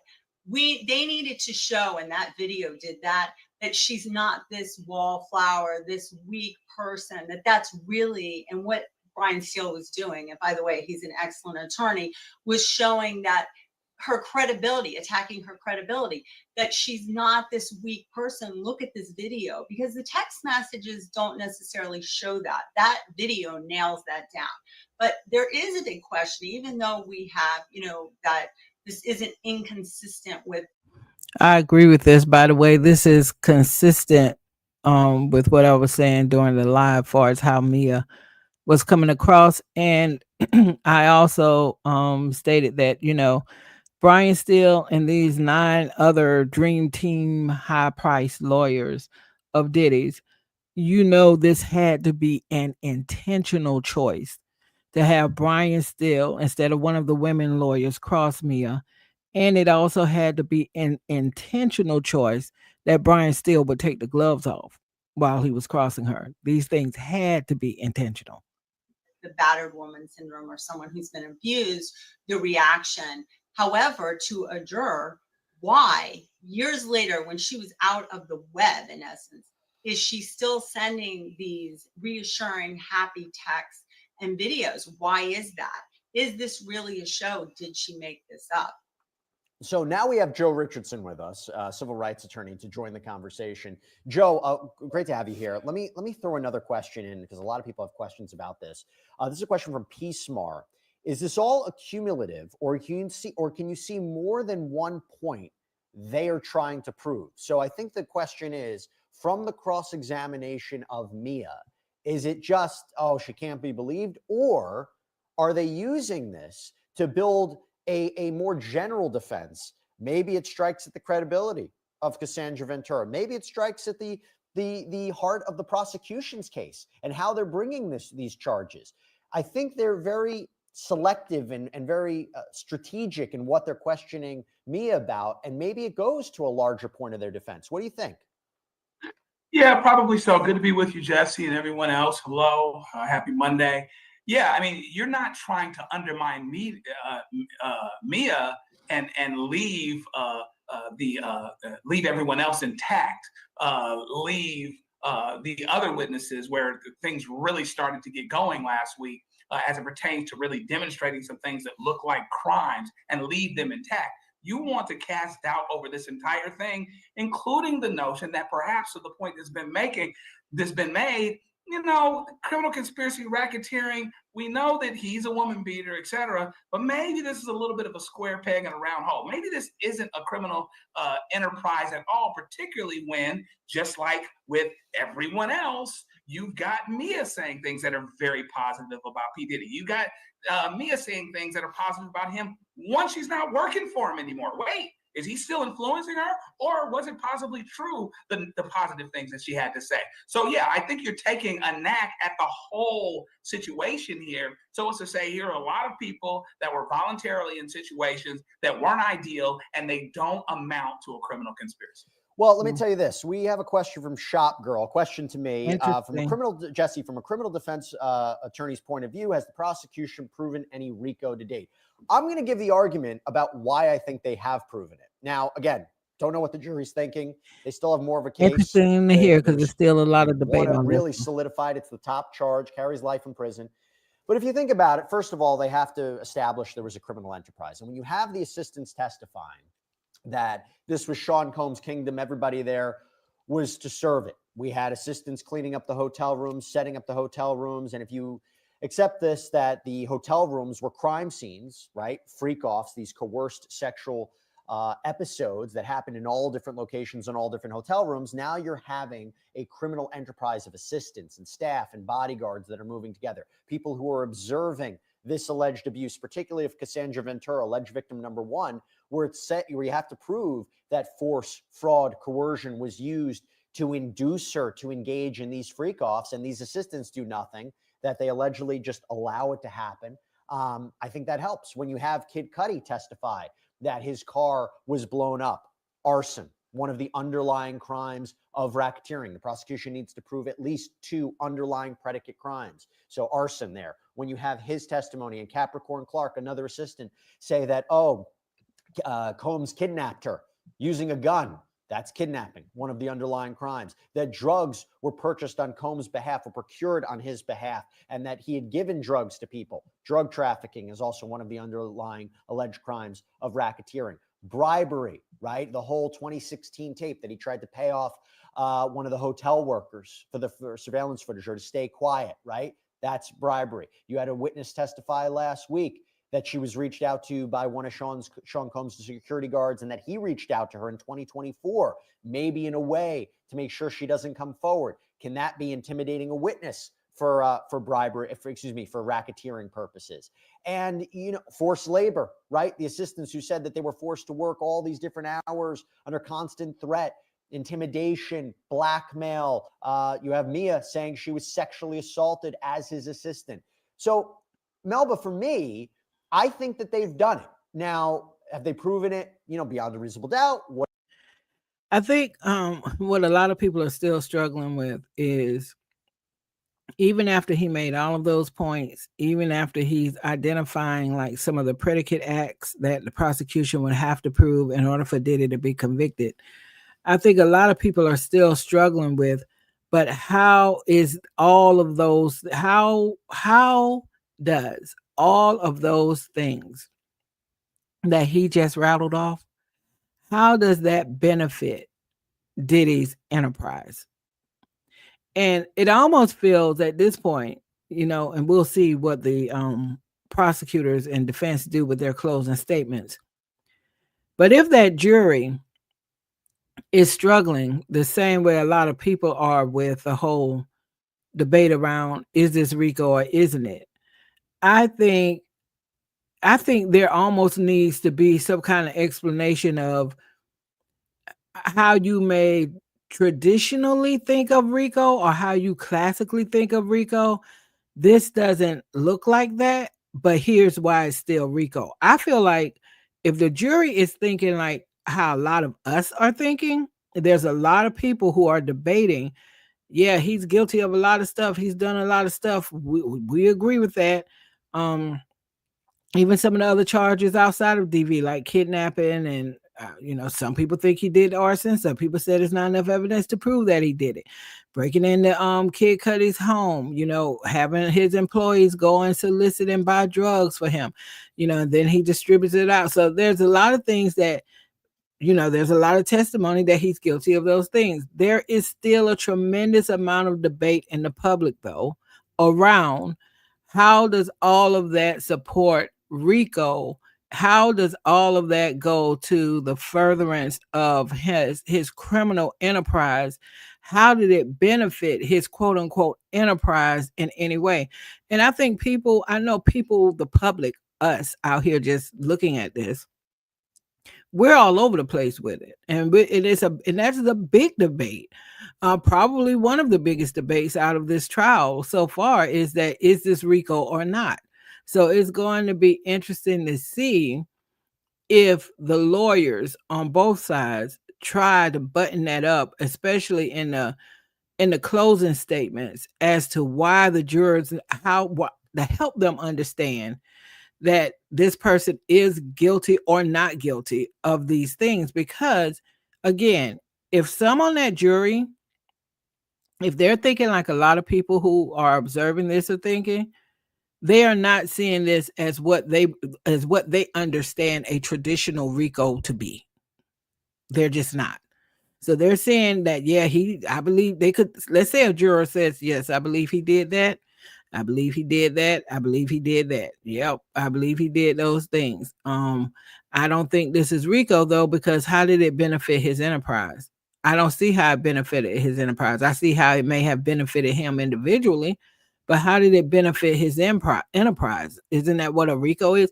So I think there's still some cleanup that the prosecutors and the defense might need to do with a jury to help them land somewhere with that whole thought, because I would find it surprising that if out of those 12 people on the jury, if there are not some folks on that jury who's thinking, yeah, he's guilty of a lot of stuff, but you have not convinced me yet that he's guilty of RICO. And that is probably based in part on how people traditionally understand what a RICO case is.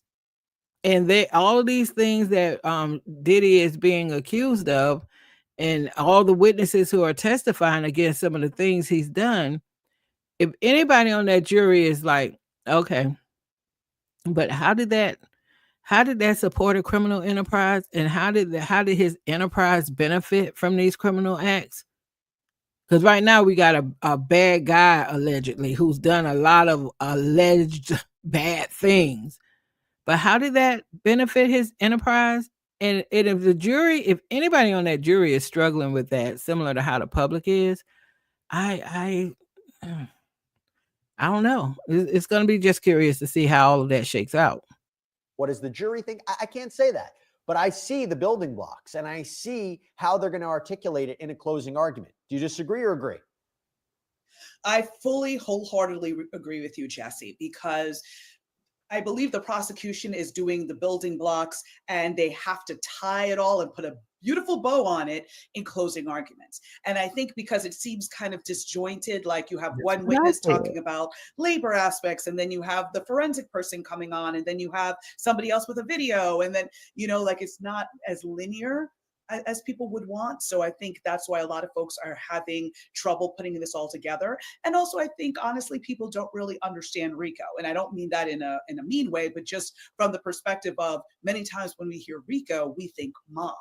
And so we're not thinking of it in the context of a music mogul who has been in our iPhones and our playlists for so many years. We're not thinking of that as a criminal enterprise. You're not thinking, oh, he's running drugs, or he's basically the El Chapo of the music industry, right? So I think it's hard for people to kind of get their minds around it. But this is going to be a case where closing argument is going to be critical for the prosecution in terms of bringing all these elements together, right, and breaking it down for the jury. I should have been a lawyer. They need to sell the fact that he is a mafia boss. And so the more that they talk about this repeated pattern of abusing women, not just Cassandra Ventura, but his assistants and other alleged victims, dangling somebody over a balcony, blowing up a car, breaking into Kid Cudi's house, that's how they sell that narrative. Agree, disagree? Okay.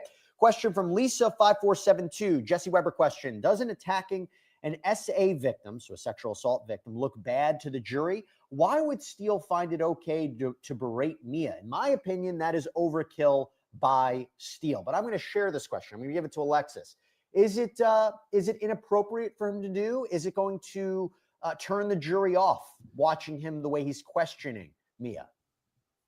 So inappropriate, no. But it is a very good question whether it's going to turn the jury off.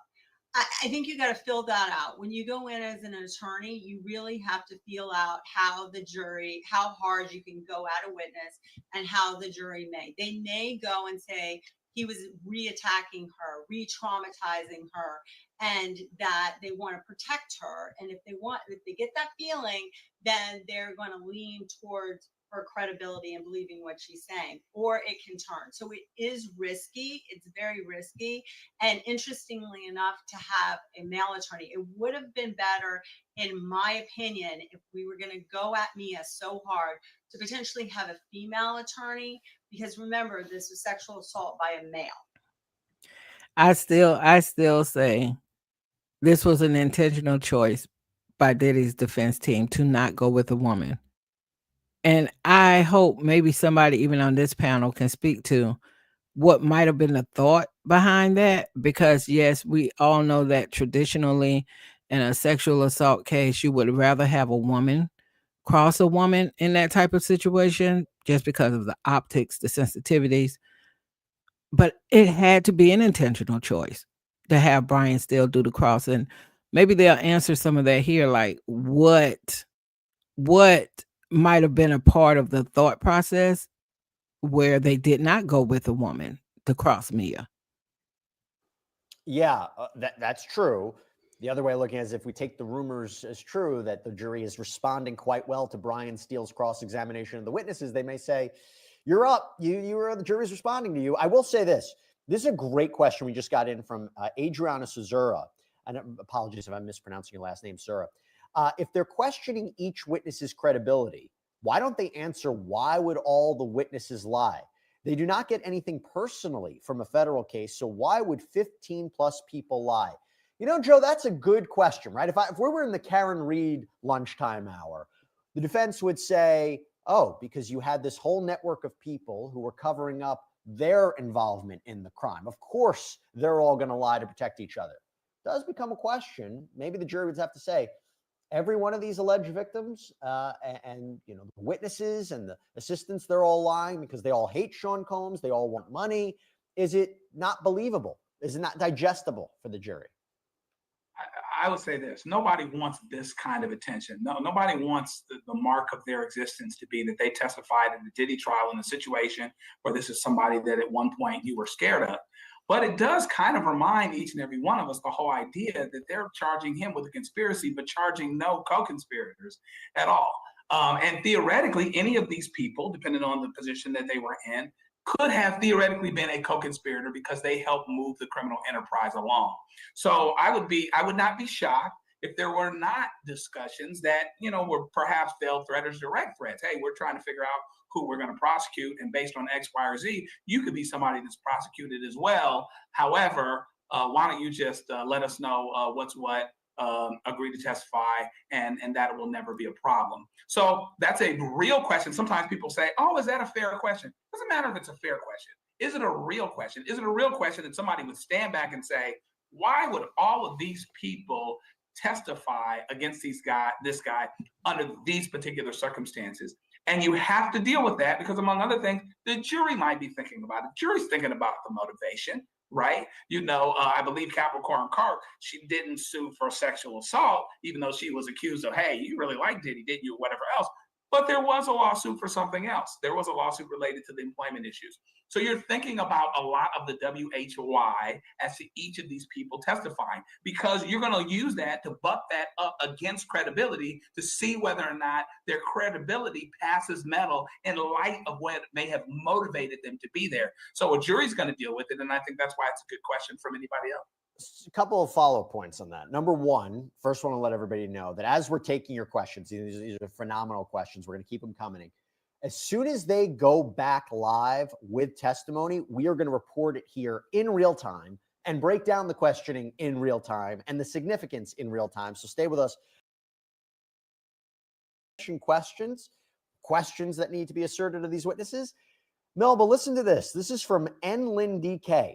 Why can't we send the prosecution questions for the redirect? Not saying they need help, but geez, go harder for the cross's misrepresentation. Do you think they are firm enough? Yeah, I think they could have brought a little bit more fire, but sometimes, you've got a balance, right? Because again, they're in the room, so they can read the jury, they can read the judge, and those are very critical things that you have to pay attention to as a prosecutor, because if, let's say, you want to push more, but your judge will cut you off, or you have a judge that's like, you get 3 or 4 redirect questions and that's it. you want to be mindful of that and not get yelled at in front of the jury, because that's not a good look, right? Because that impacts the credibility, which also impacts the case. Also, you've got to read the jury. If the redirect is right before it's time for everybody to go home, you still have to do what you need to do for the case, but you also have to be mindful that the jury is antsy and they may be mad and hold it against you that you held them longer for a question that they didn't think was sufficient. So, there may be some on the spot decisions that they're making, why they're strategically not going after certain things, or they know they can get that testimony out of a different witness coming up down the pike. So there could be a few things at play here. Hey, all right, y'all. They are back in court. The jury is back in. Mia is back on the stand. So let's get back over to the thread on X. And just 1 second. All right. And I'm going to share the screen with y'all from the X feed.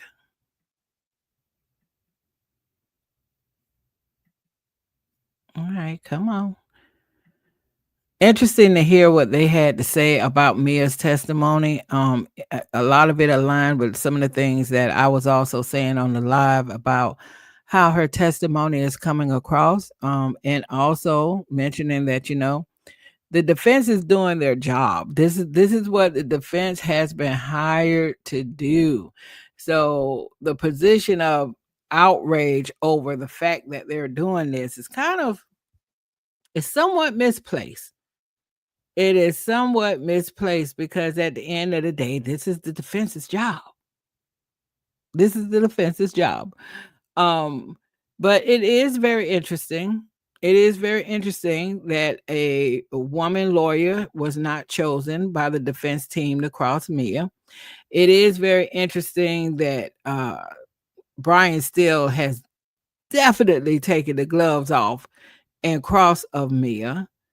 And it is interesting how some people are reporting from inside the courtroom that it appears that the jurors are responding well to Brian Steele's cross of Mia. So now, like I said, when all of this is said and done, when all of this is over and we get to actually talk to a couple of the jurors, if they talk to us, it'll be interesting to hear from them what they literally thought of this cross.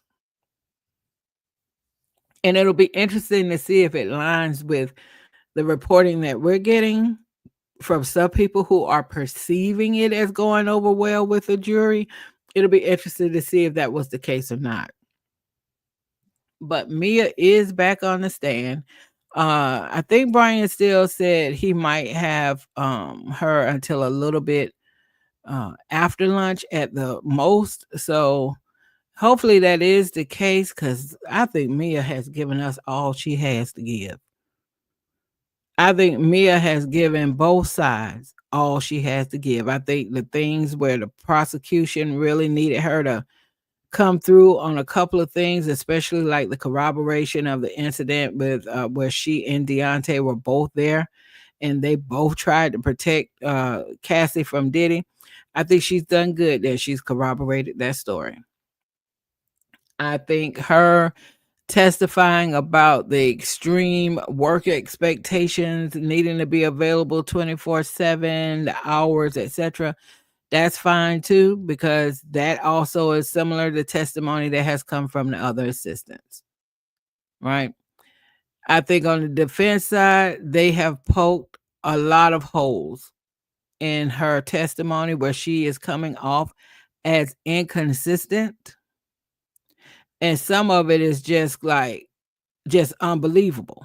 Like the whole thing about I had a dream. She was telling Diddy, I had a dream that I was trapped on an elevator with R. Kelly and Diddy rescued me and you rescued me. So I think Mia, they really could wrap this testimony up, because after Brian Steele crosses her, the prosecutor is going to do redirect. But I really think both sides Let's try to advance and put a bow on this Mia testimony, because I think both sides have gotten really all that they're going to be able to get out of this situation, and we can move on to the other folks. I think the other folks on the list to possibly testify today is a guy who is a security guard, or was a security guard at the Intercontinental Hotel, and I think also a custodian who was also an employee at the Intercontinental Hotel. And then there is on deck a some type of video forensic expert who might also get to testify today.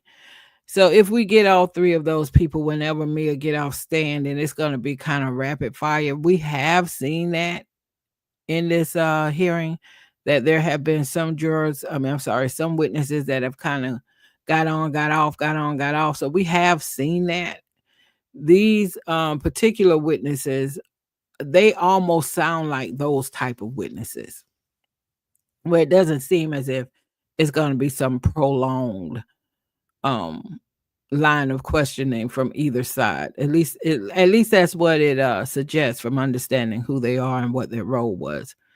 And I'm just talking to y'all now until we get some more updates. We have one update from inside the court, but I'm really hoping that we will get like a little flurry.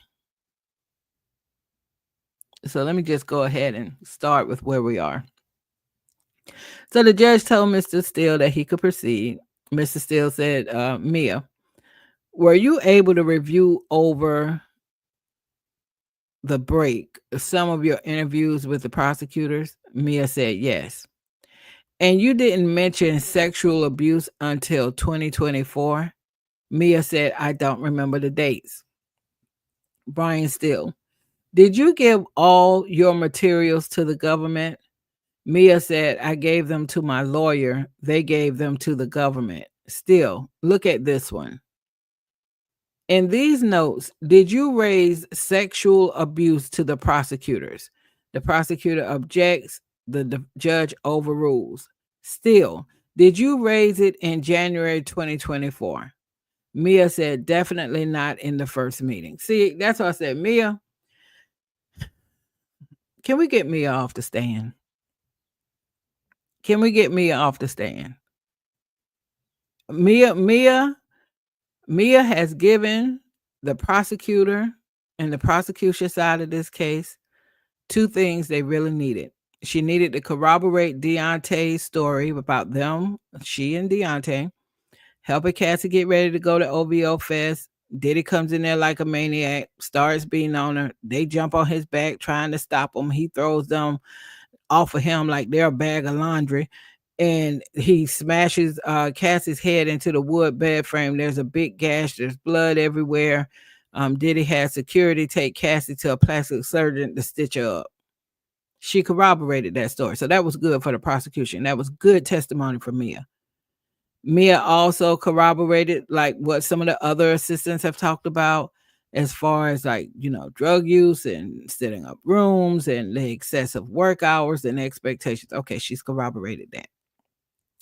I have one little asterisk on that though. I am very curious to just know, and this doesn't have really any bearing on her testimony, but I am curious to know people who are personal assistants to high profile professional people. Is there an expectation that they are on call 24/7? Now hopefully not people who are crazy like Diddy and abusing it and don't let people sleep and all that crap.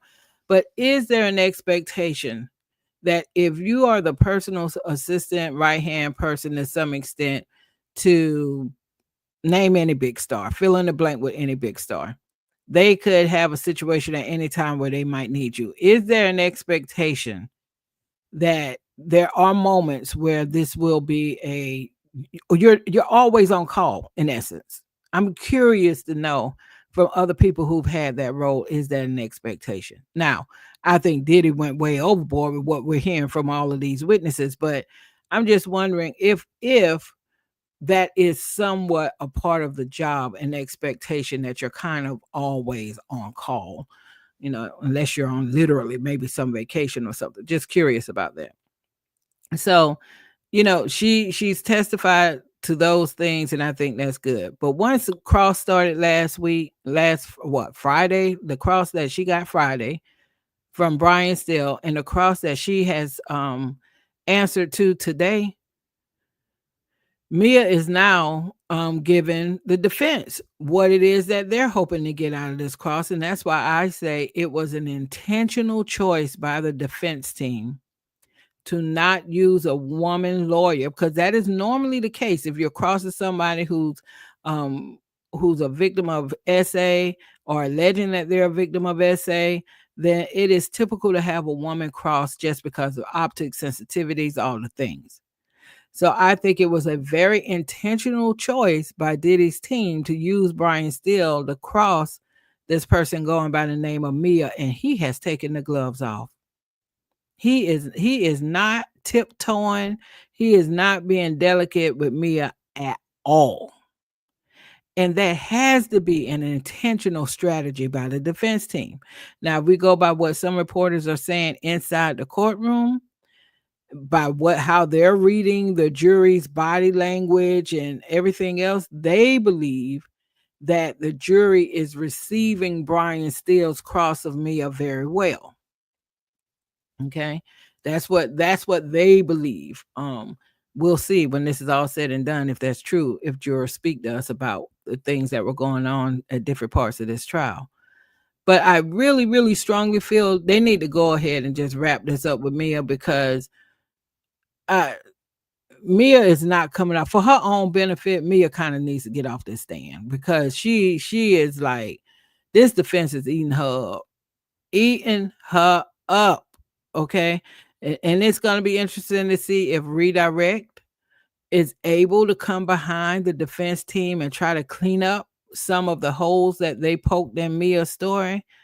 But at the end of the day, can we just get Mia off the stand? Because I'm just honestly telling you that she lost me today when she read what she wrote to Diddy. Now, this is post all the allegations, and I'm not saying he's innocent or guilty of the things she's accusing him of as far as the essay. Okay, I do know she has testified that she never told him no towards any sexual advances. She never said the word no. They might have got all these text messages with love, love, love, love. But when she read today, one of her messages post some of these allegations to Diddy, where she was telling him she had a dream where she was trapped on the elevator with R. Kelly and that Diddy rescued her. Girl, if you don't get off this stand, you gotta go. Just get off the witness stand. Just get off the witness stand, and it would have been good if they could just end it right there. Let's just can we go to the next person, please? All right. So anyway, back to the testimony. So let's start back over, because let's see. Well, before we do that, let me see if we have any other updates here. Okay. Because by this time, hopefully we have more than just a little. Okay. Just 1 second. Let me just click back to make sure I can get us to the most current. All right, here we go. Okay. So Brian Steele said, Mia, were you able to review over the break some of your interviews with the prosecutors? Yes. And you didn't mention sexual abuse until June 2024. I don't remember the dates. Did you give all your materials to the government? I gave them to my lawyer. They gave them to the government. Look at this one. In these notes, did you raise sexual abuse to the prosecutors? The prosecutors object. The judge overrules. Still asks again, did you raise it in January 2024? Mia said, definitely not in the first meeting. Okay. Mia said, definitely not in the first meeting. Brian Steele. And in this next document that you just reviewed, judge, just ask her if her reconciliation is refreshed. Mia, no, not to the specifics. Brian Steele, you never mentioned sexual abuse until you hired lawyer Sean Crowley. Mia, I have no idea when I first mentioned it, except that it was after I had representation. Brian, now you see how that doesn't look good. Brian Steele, you intend to sue Mr. Combs for compensation. You want money? Mia said no.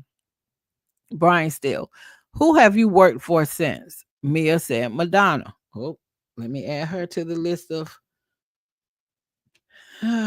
let me add her to the list of it.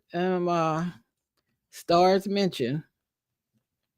She said Madonna. Okay, where were we? Where were we? Where were we? Okay, who have you worked for since? She said Madonna.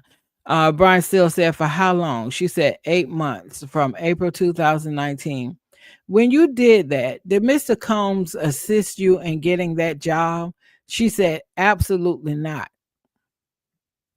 Now that almost makes me wonder if the defense has evidence that he did assist her in getting that job. Let's see. Okay. Oh, I see what they're doing. Okay, let's go. All right. So Brian Steele said, who have you worked for since working for Diddy? She said Madonna. He said, for how long? She said 8 months from April 2019. Brian Steele, when you did that, did Mr. Combs assist you in getting that job? She said, absolutely not. Brian said, so you were not blacklisted? No. No retribution. He took away the TV show, the credit I was promised. You told the jury you were surprised you were let go, right? Mia said, I did. Were you let go for drinking? Mia said, no. So I'm laughing because I'm imagining I could just visualize Diddy passing notes while she's testifying, or even in their meetings after a court is over for the day and saying, I let her go because she was drunk. It is also very funny that Diddy would let anybody go for being high with the amount of drugs he had going on with himself and given to his employees. So that's kind of interesting. So we'll see if that goes anywhere. Okay, but they with that line of questioning that they went through just then, they are trying to show that you were not blacklisted, you were not retaliated against. Matter of fact, Diddy might have helped you get that job with Madonna. So there was no retribution, or he used his power to prevent you from getting a job, none of that, right? Because she was asked by Brian Steele, did Mr. Combs help you get the job with Madonna? And not only did she say no, she said absolutely not. And then Brian Steele said, oh, so you weren't blacklisted then? And she said no. Okay, defense attorney Brian Steele asked, and I'm reading from the CNN update right now while we wait on X to update. Defense attorney Brian Steele asked Mia if she wanted to sue Sean Diddy Combs, her former boss, based on sexual assault allegations she had made against him. Mia testified that wasn't her intention. The defense attorney also asked Mia if she wanted money based on her testimony at trial. She said no. Okay. She did say no. She did say no. Okay, let's see if we got an update. Yep, we do. All right, let's go back up where we left off. We left off with Steele saying, you told the jury you were surprised you were let go, right? And Mia said, I did. You were let go for drinking? Mia said, no. You remember Miss Ventura's video called Official Girl? Mia said, yes. And King of Hearts and her song with Nicki Minaj, The Boys. And she said, yes. And Nicki Minaj is well known. She said, yes. Okay, now I could tell Brian Steele is coming to the end of his testimony, because what he's doing here is something that the defense has also been doing, the same. Diddy did not hinder Cassie's career. In fact, he was an advantage to her career because he gave her access to people and resources, put her in studios with big people, Nicki Minaj, Lil Wayne, people she would not have ever been in the same room with if it were not for him. So he gave her advantages. He did not hinder her career. So that's what the defense is trying to do. And they've done this in other testimony too. So, and when she say the boys, I'm not really sure which band she's referencing, but probably CNN's notes might be a bit clearer. So let's see where we go from here. All right, we're still waiting on that. Let me pop over to CNN right quick and see what their update is. Defense attorney Brian Steele suggested that Mia was let go from Diddy companies for alcohol use. Steele asked, "Isn't it true you were let go for failing to arrive on time and for drinking?" "Absolutely not," Mia testified. Okay. Okay. Who knows? Whatever the truth is there, who knows? All right, so let's go back to the line of questioning. So we ended with Brian Steele, one, asking Mia, where did you work after you stopped working for Puffy? Who did you work for next? And she said Madonna, big name, right? She worked for Madonna for 8 months. And Brian Steele said, "Did Mr. Combs help you get that job?" And she said, "Absolutely not." And then Brian Steele said, "Oh, so you weren't blacklisted then?" And she said, "No." So you see what point he was trying to prove, right? Then he went down this whole line of questioning about the videos that Cassie was doing for, I guess, a song called Official Girl, and a song called King of Hearts. And then he also talked about the King of Hearts, her song with Nicki Minaj. And so, yes, and he asked her, was Nicki Minaj well known? And she said yes. So he's going down that pattern of questions just to say, Diddy did not hinder Cassie Ventura's career. He gave her advantages that other artists that even were on his label did not get.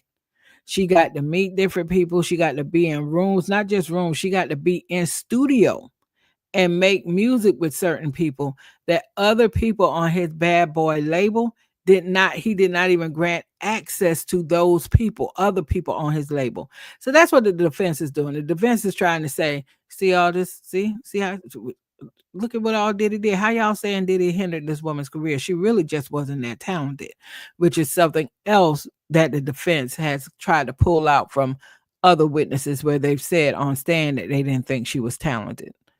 All right, let's check back and see if we have any update. All right, yes, we do. All right, so we left off with Steele saying, and Nicki Minaj is well known, and Mia said yes. And Brian Steele said, and Miss Ventura, did the song Numb with Rick Ross? Mia said she did. And I love it with Fabulous. Oh, let me add Fabulous to the list. Fabolous. Okay, I know I said that wrong, how he said it in his rap song. But Fabulous. All right.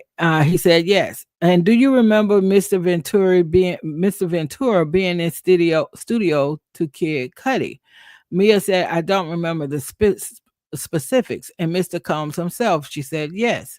So he's just rattling off these names now that did he put her in position to have a song with Nicki Minaj? Did he put Cassie in a position to have a song with Rick Ross? Did he put her in a position to have a song with Fabulous? Did he put her in a position to have a song with Nicki Minaj? Did he put her in a position to have a song with Lil Wayne? So he's just hammering down on hinder her career. How? That's what the defense attorney is trying. Diddy out here hindering careers. How? How did he hinder Cassie's career with all of these opportunities that she got? It's not his fault if she's just not that talented. That's where the defense is coming from. So let's see if we got any update. Not yet. Somebody said the whole cross is ridiculously desperate, repetitive, and borderline nonsensical. Judge ought to rein Steele in. Well, some people may feel that way. Someone else said, get to the point Steele, LMAO. Somebody else said, leading us down another winding road of weird questions. Someone else said, he's trying to prove that Combs ruining careers or blacklisting are false. Right. That is what he's trying to prove. The defense is giving y'all lots of test subject to use in knowing which reporters have been paid off and reporting about this case. Take notes and see who mentions who or doesn't mention in upcoming days. Somebody said, "Damn, I ain't know Cassie worked with all them. Diddy really did put her out there to be successful," and that's what the defense attorney is hammering home here. That's what the defense attorney is hammering home here. Do not say that Diddy hindered your career when he put you with these people, not for a meet and greet, not for some socializing event, but he literally put you in the studio. You did songs with Nicki Minaj, Lil Wayne, Fabulous, Rick Ross. Come on. You did, and so yeah, that's exactly what that's this person's comment. Damn, I ain't know Cassie worked with all them. Did it really did put her out there to be successful? Yes, that is what the defense wants the jury to say.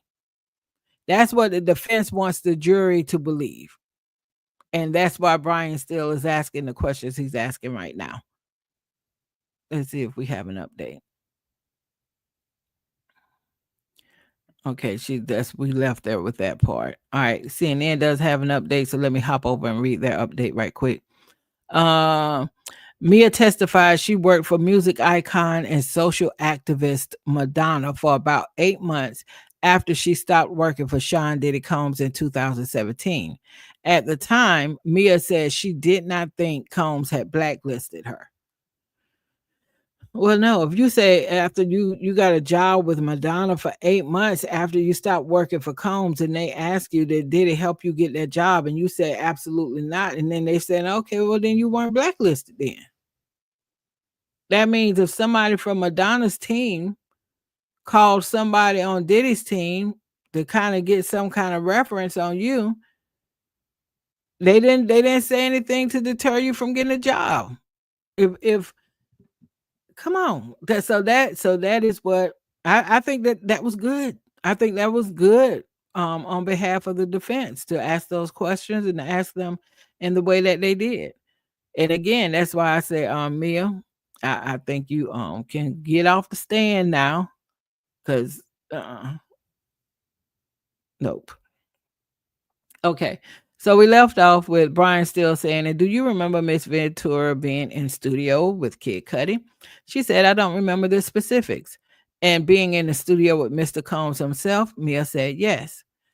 Brian still said, the TV show you mentioned, what was it to be about? Mia said, my experience. Still, how a person, oh Lord, I can already tell he's about to be shady. I can already tell he is about to be shady. How a person from a small town dealt with a person such as Mr. Combs. She said, a comedic version. How a person from a small town. Okay. I see what he's saying. He said, the TV show you mentioned, what was it to be about? She said, my experience. He said, how a person from a small town dealt with a person such as Mr. Combs. She said, a comedic version. Okay. Mrs. Seal said, what other films do you work on? She said, Dope, Lawless, Undefeated. He said, you enjoyed the project? She said, yes. And you called The People a second family? She said, we called it that. Okay, just checking to see if we have any update. This look, you may not like the fact that Brian Steele is on the side of the defense, but he is a defense attorney. But I'm just saying, you may not like the fact that he's defending Diddy, but the man is doing his job. And quite honestly, with what he has to work with, I think he's doing a good job. I think he's doing a good job, as good a job as he can with what he has to work with. Now, do I think he's doing good enough job where I'm like, oh, Diddy's going home, he's gonna get acquitted? Absolutely not. But for this particular witness and this cross, look, we gotta wait and see. This is almost like a rap battle. We gotta wait and see what the prosecutors come back with, because they're gonna come back with their own cleanup questions after Brian Steele is done. But right now, based off of this particular witness, Brian Steele is up to me. He is up. Okay, so let's see if we have any other update at this point. Somebody said, when Brian Steele said, and you call the people a second family. And she said, we called it that. Somebody in the comments said, well, what would you call them? A second enemy? Ah. Someone said she worked on Dope. That's a good movie. Somebody said, Googling all these movies to see if I saw any of them. Someone else said, for the love of God, just finish this cross already. I agree. I agree. Someone else said, still has to be stopped. This is a waste of time. Someone else said the same ish over and over. Wonder if the jury's thinking that, because if the jury is thinking that, that's not something that the defense wants, you know? Someone said, as soon as I saw this post, I had to check on academics. Okay, whatever that means. Someone else said, and she was blackballed. Well, Sarah, you've been exposed. So it seems to be mixed reviews on Mia based on the comments. Somebody said, come on, Still, stop stalling the next witness. Now that I agree with. Can we move along? Can we move away from Mia? Come on. Somebody else said, so she was never blackballed. Well, according to the testimony she gave today, I would say she was never blackballed. Now, that has nothing to do with what Capricorn Clark said her experience was, because remember, Capricorn Clark said she was blackballed, and she was unable to find a job. But based off of Mia's testimony today, that was not her story. Okay. All right. So we have another update. We left off with Still saying, and you call the people a second family, and Mia said we all called it that. Brian Still, you thought Mr. Combs was a genius. She said at the time. You wanted to continue to work with Mr. Combs, right? She said, I wanted to continue following my dream. Boy, boy, boy, boy. Now, I subscribe to this lady on YouTube called the Gray Haired Diva. And on her channel, she does a lot of posts about like current topics, and that's primarily what she does. She does some reality TV type reviews as well, but primarily she does current topics, and she'll invite a panel up to kind of give their opinions on different stories. And every episode, every video she has, the video also has like a theme, which I always love because I think they're so clever. But reading this, what I just read, made me think about her, because I can imagine. Because I know what her perspective is on a lot of this stuff. And when this person, Mia, said, I wanted to continue following my dream, I could hear so many of the things that the gray-haired diva has said on her channel about accountability for the person. We got to have some conversations around you could make another choice. You had other decisions you could make. You would have to go about trying to, let's say, follow your dream in a different way. If you know you're being subjected to all the stuff that you're talking about, you should not be willing to sell everything, your soul, your safety, at a shot at fame. You should not be willing. Now, and I could just hear her going down that pathway, because that speaks to a lot of what she said on her channel. I agree with a lot of this, because I also say, when we see so many of these people in these situations, and not just limited to Diddy, the person is famous, the person is rich, the person is possibly rich and famous, and there's no end to the number of people who are trying to connect to somebody rich and famous with the hope that that person will help put them on, so that they can also have this career that they have wanted in the entertainment industry. There's no end to the number of people who do that. So then when you find yourself in a situation where it goes bad, you run into a Diddy, um, and you don't leave and you stay around and you don't, I think we have to have a real conversation about the multifaceted situation in that.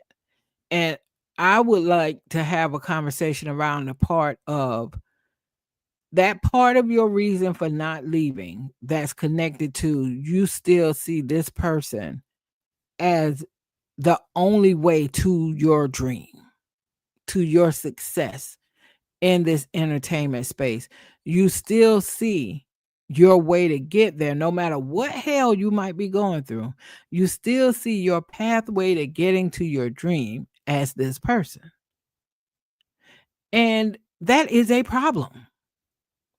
And this person, we got to start telling people before they get into these situations, is that us saying that's a problem, does that make it right what this person may subject you to because they have leverage over you? Absolutely not. And if they do anything illegal, their ass need to go to jail. So absolutely not. This is a conversation though about the choices that people make, the willing sacrifices that some people make because they still see this person as the gatekeeper to me being able to have the career I would like to have in entertainment. There's a conversation that needs to be had around that and how people need to start making decisions, how people need to be okay with, you need to chase your career some other way and be okay with it may not happen. Because if you get this career that you've been chasing by doing all these wild things or not leaving an abusive situation because you may have options. Let's say it's a situation where yes, you're traumatized by this type of stuff. And you have options though. Let's say you're not a person where you don't have nobody to turn to or whatever. You have options where you live in and food, shelter, and all that's not an issue. You have options. And let's say you also know you don't like how you're being treated. You know it's wrong. You know you're not the problem. You know that he's the problem. Let's say all of that is a given. And then if you're a person, and this is again, I'm being very specific here to a specific scenario, this won't fit everybody. But if you're that person and in that situation, you are making a decision to stay in this environment because you see that person as your pathway to the career goals that you have. I am simply saying that is a problem. That is a problem. And I don't feel anybody's really talking about that. And I'm really more so concerned. Well, then this could happen to men or women, right? That find themselves in a situation where you're having to sell your soul and your safety. And let's say if you're a person where you're like, no, I know I not only need to leave, I know I can leave. But if I do, I'm worried about what that might do to my career. So you just stay and you take more and more and more abuse. At some point, at some point, this conversation can not only be about trauma responses, it has to also be about not feeling as if you have to like just give up everything, your sanity, your safety, your soul, give it all up because you're chasing a dream. And in your head, the only way you're going to get to that dream is through this person. That's a problem. That's a problem. And a lot of these people, they never get their dream anyway. So you do all that for some slim sliver of a chance that you're gonna get put on, and then you're gonna get put on and what? Blow up. Cassie was never gonna blow up as a singer, by the way, but that's another. I digress. But you blow up. So I do think there needs to be a conversation about there is a point in all of that where you have responsibility and accountability to yourself. And you also need to be, if you're a person, again, a lot of different scenarios, but excuse me, but I'm speaking to a very specific scenario. If you are a person thinking about this last line here, they said, you wanted to continue to work with Mr. Combs, right? She said, I wanted to continue following my dream. At what cost, though? At what cost? At what cost? And if your career did pop off, would you be here today? Would you be here today? So all I'm saying again, this is a multifaceted conversation.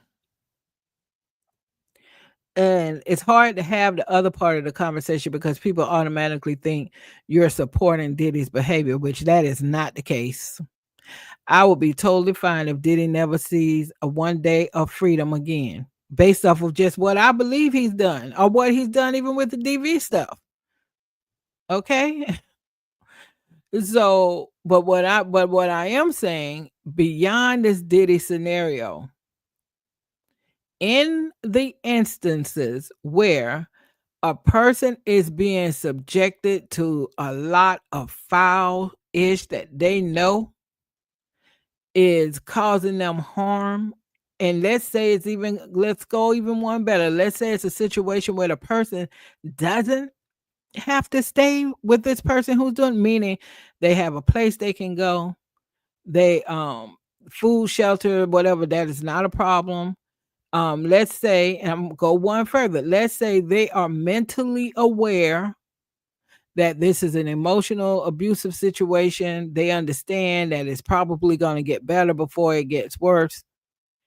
But in this scenario I'm talking about, the person decides to hang in there because this person is their best shot in their mind at them achieving their goals in entertainment. So what conversation you have with them after the dust settles? Only the victim part of the conversation? Victim to what? To a person who treated you poorly, yes.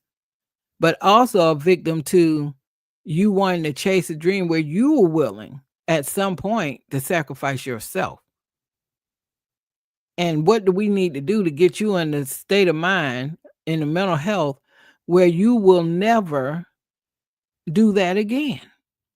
Again, emphasizing again, very specific scenario here that I'm talking about, where a person is choosing to stay not because they're traumatized or they don't know how to leave, but they are choosing to stay because out of all that they have experienced that is so harmful at the hands of this monster, they still say, but he's my best shot to me achieving my dream. So, I got to hang in there.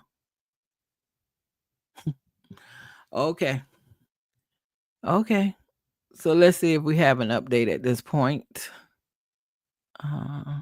And I apologize if I rambled on too long there, but that just struck me, just her saying that, just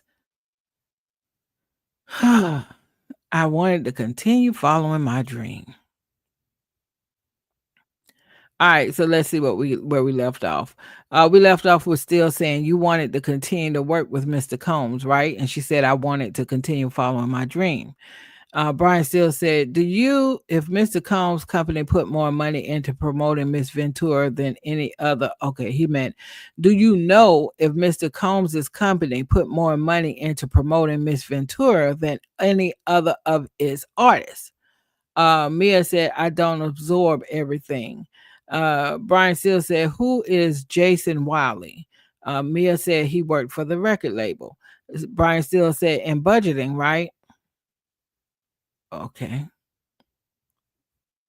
This is going to be interesting. Let's see what CNN update is saying. Defense attorney Brian Steele returned to the messages Mia sent in December 2016 after she learned Revolt Films and the Sean Diddy Combs' own business she was working for at the time would be shutting down. In those texts, Mia said her life was over. quote, my entire world was being ripped away from me immediately, Mia testified today. And even in hindsight, that world was awful. I didn't know it at the time. Still asked if she wanted to continue working for Combs in his business at that time. She said, I wanted to continue following my dreams. I was finally making real stuff and I had a separation from him.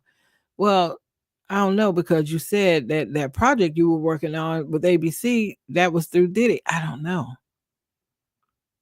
I just think Mia's testimony is too inconsistent. And I'm hoping that the prosecutors won't be too long on redirect so we could kind of wrap this up. All right. So we left off with Brian Steele asking who is Jason Wiley. Mia said he worked for the label, the record label. Brian Steele said in budgeting, right? Okay, Brian Steele said, do you recall being given the opportunity to have your therapist notes be seen by the parties? What? Do you where we go? Okay, do you recall being given the opportunity to have your therapist notes be seen by the parties? The prosecutor objects, the judge calls for a sidebar. Okay. Hopefully the sidebar won't be too long. Do you recall being given the opportunity to have your therapist notes be seen by the parties? The prosecutor objects, the judge says sidebar. Told you Brian Steele is not playing with Mia. He's coming off just like he intends to come off. You know this is intentional. But he is not playing with her at all. Someone said Mia was faced with two options: leave and be jobless, as well as have her dreams shattered, or stay and keep quiet. Bad Boy was going to be a launching pad for her career. I don't think she had much of a choice. See, I disagree with that. It may not be the choice you want, but you have a choice. This is exactly what I'm talking about. Okay, this person commented she has two options: leave and be jobless, as well as have her dreams shattered, or stay and keep quiet. Bad Boy was going to be a launching pad for her career. I don't think she had much of a choice. I do not agree with that. I do not agree with that you did not have a choice. I don't. And sometimes people need to ask themselves, look, this dream isn't worth everything now. You willing to sacrifice everything, your body, your everything, allegedly, you sacrifice all of that because this is going to be the launching pad for your career. That's exactly what I was rambling about before. That is this. It is this. I need to save that and come back to that later. Because what? Repost that just so I can come back to it later easily. Okay. All right, so let's go back to see if they're back from this sidebar yet. Okay, no, and we don't have an update from CNN. So let's see what people are saying in the comments. Somebody said therapists shouldn't be involved, right? There's a confidential clause, or am I wrong? What's he getting at? Somebody said, told you still be cooking. Mentions rape in 2024. Don't want to can't collaborate with the therapist notes. By the way, you can tell your therapist anything and they write it down. She can't even do that. She is BSing about rape. Someone else says she's not the one on trial. What she says in therapy should be off limits. Somebody else said, uh-oh, I can't remember what part that was. Someone else said, anyone that can see that is as blind as the mouse in anyone that can't see that is as blind as, okay, honey. Okay. Someone else said, wasn't this supposed to be the prosecutor's star witness? Because she's being destroyed. She is the true star witness was Cassie. But Mia, Cassie, and I think one other accuser, I would say they're in that very important witness box. But let's not forget KK and the security team because, you know, they're still MIA.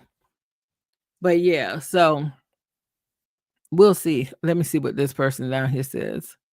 He says, I imagine the prosecutor yelling out objection like Bone Crusher yelled out attention at the beginning of that early 2000 song, Never Scared. Yeah, that's funny. That is funny. All right, let's see if we have any update from the court. All right. Yeah, still a sidebar. Let me go back a little bit just so we can see what this artwork is here for. Let's say during the sidebar, here's the court art courtesy to Inner City Press. Okay, this artwork from in the court during the sidebar. Okay. Let's see if we have any other update. Nope, we're still waiting. Yeah, it's today's testimony at this point for me is starting to get exhausting. And so I wonder how the jury's feeling. And it's getting exhausting now because now I am starting to feel like Brian Steele is beating a dead horse. You have poked a good amount of holes in Mia's credibility. She comes off as inconsistent. So you wanted to, that's your job as a defense attorney. So I think you did that. Now I don't think you just wiped out all her testimony with your cross. I don't think that's how the jury's gonna perceive it. But you did question her in a way where she looked kind of, I don't know. I think she could get a lot of side eyes. Okay. So I guess at this point, if they don't hurry up and get her off the stand, because now I feel like Brian Steele is asking like the same question over and over. So I mean, different topic, but still it's the same theme, right? Can we get Mia off the stand? I'm just saying, can we get Mia off the stand?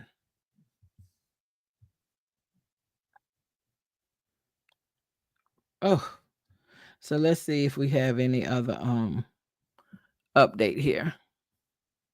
Just a second, y'all.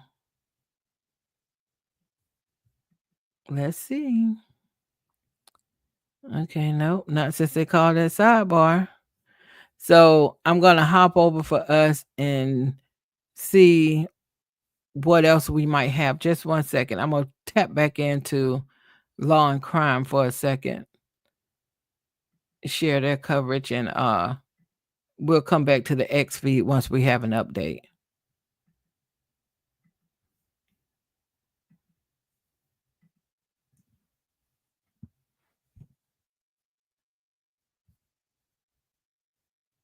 Alexis from Other Side Green, if found not guilty, can Diddy countersue? No, Diddy can't countersue if he's found not guilty. So I mean, this is I think what people are confused. Why not? Why can't he sue the government? Why can't he sue the people testifying against him? What's the reason? Give us a legal lesson why that's not the case. Okay, so first of all, there's immunity when you file things in court for the allegations that are contained in that legal document. So that's for starters. But secondly, if we're saying, I'm assuming that the question is with regard to maybe breach of the NDAs. So they've been subpoenaed to come testify. So that kind of throws out that NDA.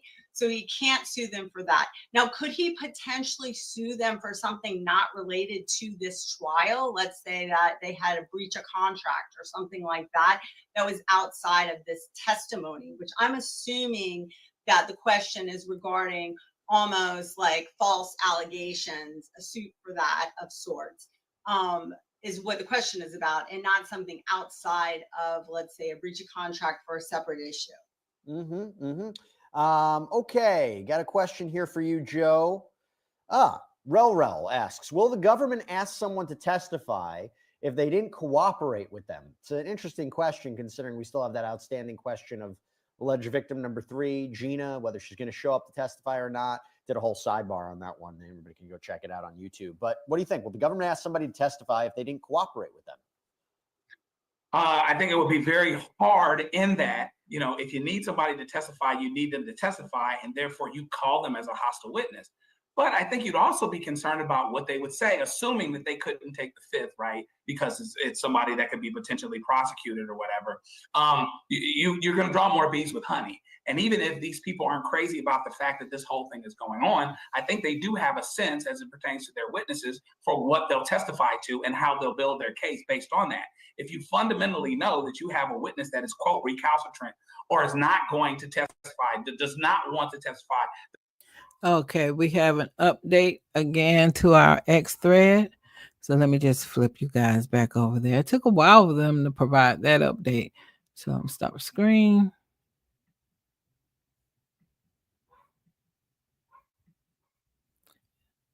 And here we are with the testimony that's happening right. Oh, well, near time. Okay, they're back. Brian Steele said, you never called law enforcement, right? Mia said, I did not. Brian Steele, you said when you were stopped while speeding in LA, Mr. Combs got you out of it. Do you remember? She said, I do. Did you ever think of calling anonymously? She said, no.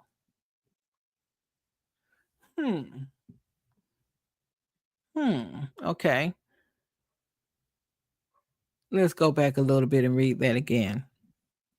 Brian Steele said, you said when you were stopped while speeding in LA, Mr. Combs got you out of it. Do you remember? She said, I do. Still, did you ever think of calling anonymously? Mia said, no. Brian Steele, when you say Mr. Combs hurt your arm, did you seek medical help? She said, no, I would not have been allowed. Still, did you take photos? Mia said, no. Brian Steele, did you scream? She said, no, I was in shock.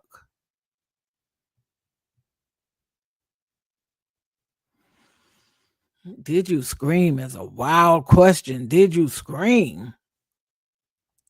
Okay, so let me update y'all on what it's saying on CNN. Defense attorney Brian Steele asked Mia a series of questions about what she knew about Cassie Ventura's jealousy of other women Combs dated. Mia said she did not recall Ventura having specific jealousy of Kim Porter, who Combs shared 3 children. However, Mia said, quote, I'm sure she wasn't thrilled when Ventura learned that Combs was dating other women behind her back. Quote, he presented to her that they were exclusive, Mia said. Okay. That's kind of surprising because Diddy, all that shit he was doing, he might as well have just said, I'm doing what I'm doing and what you gonna do about it. They so desperate to have a career, they wouldn't did nothing about it. So it's interesting that if he's lying about, it's just me and you, which he probably is, I don't, why? They weren't gonna leave you no matter what. Let's see. So this is back to when she said she did. Him asking her, did she scream? That is wow. She said she was in shock. In shock.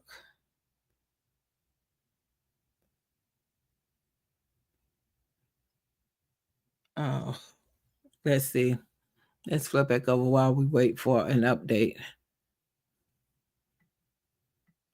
I'm going to share the screen with the Law and Crimes Network broadcast for over the lunch break. I really like following them when they go on lunch break because it's good to kind of see, are y'all seeing this the way we're seeing it? And what are the questions other people have who are watching this trial? So I like to go back over to their channel during the lunch break. So let's take a quick look at what they were saying to wrap up that break. Does not want to be there and would testify potentially against your interest, somebody that didn't want to be there to the next level. They have to be very concerned about that because they would only call them if they absolutely positively needed them and couldn't prove their case without them, because ultimately they might end up losing more than they gained by putting them on.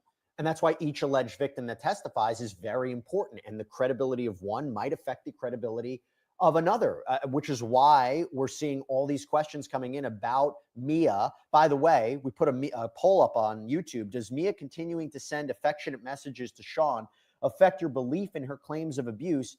30% say yes, 49% say no, and not sure, need more content, 21%. I'm going to get your reaction to that in a minute, Melba. But before we do, want to let everybody know they're back in court.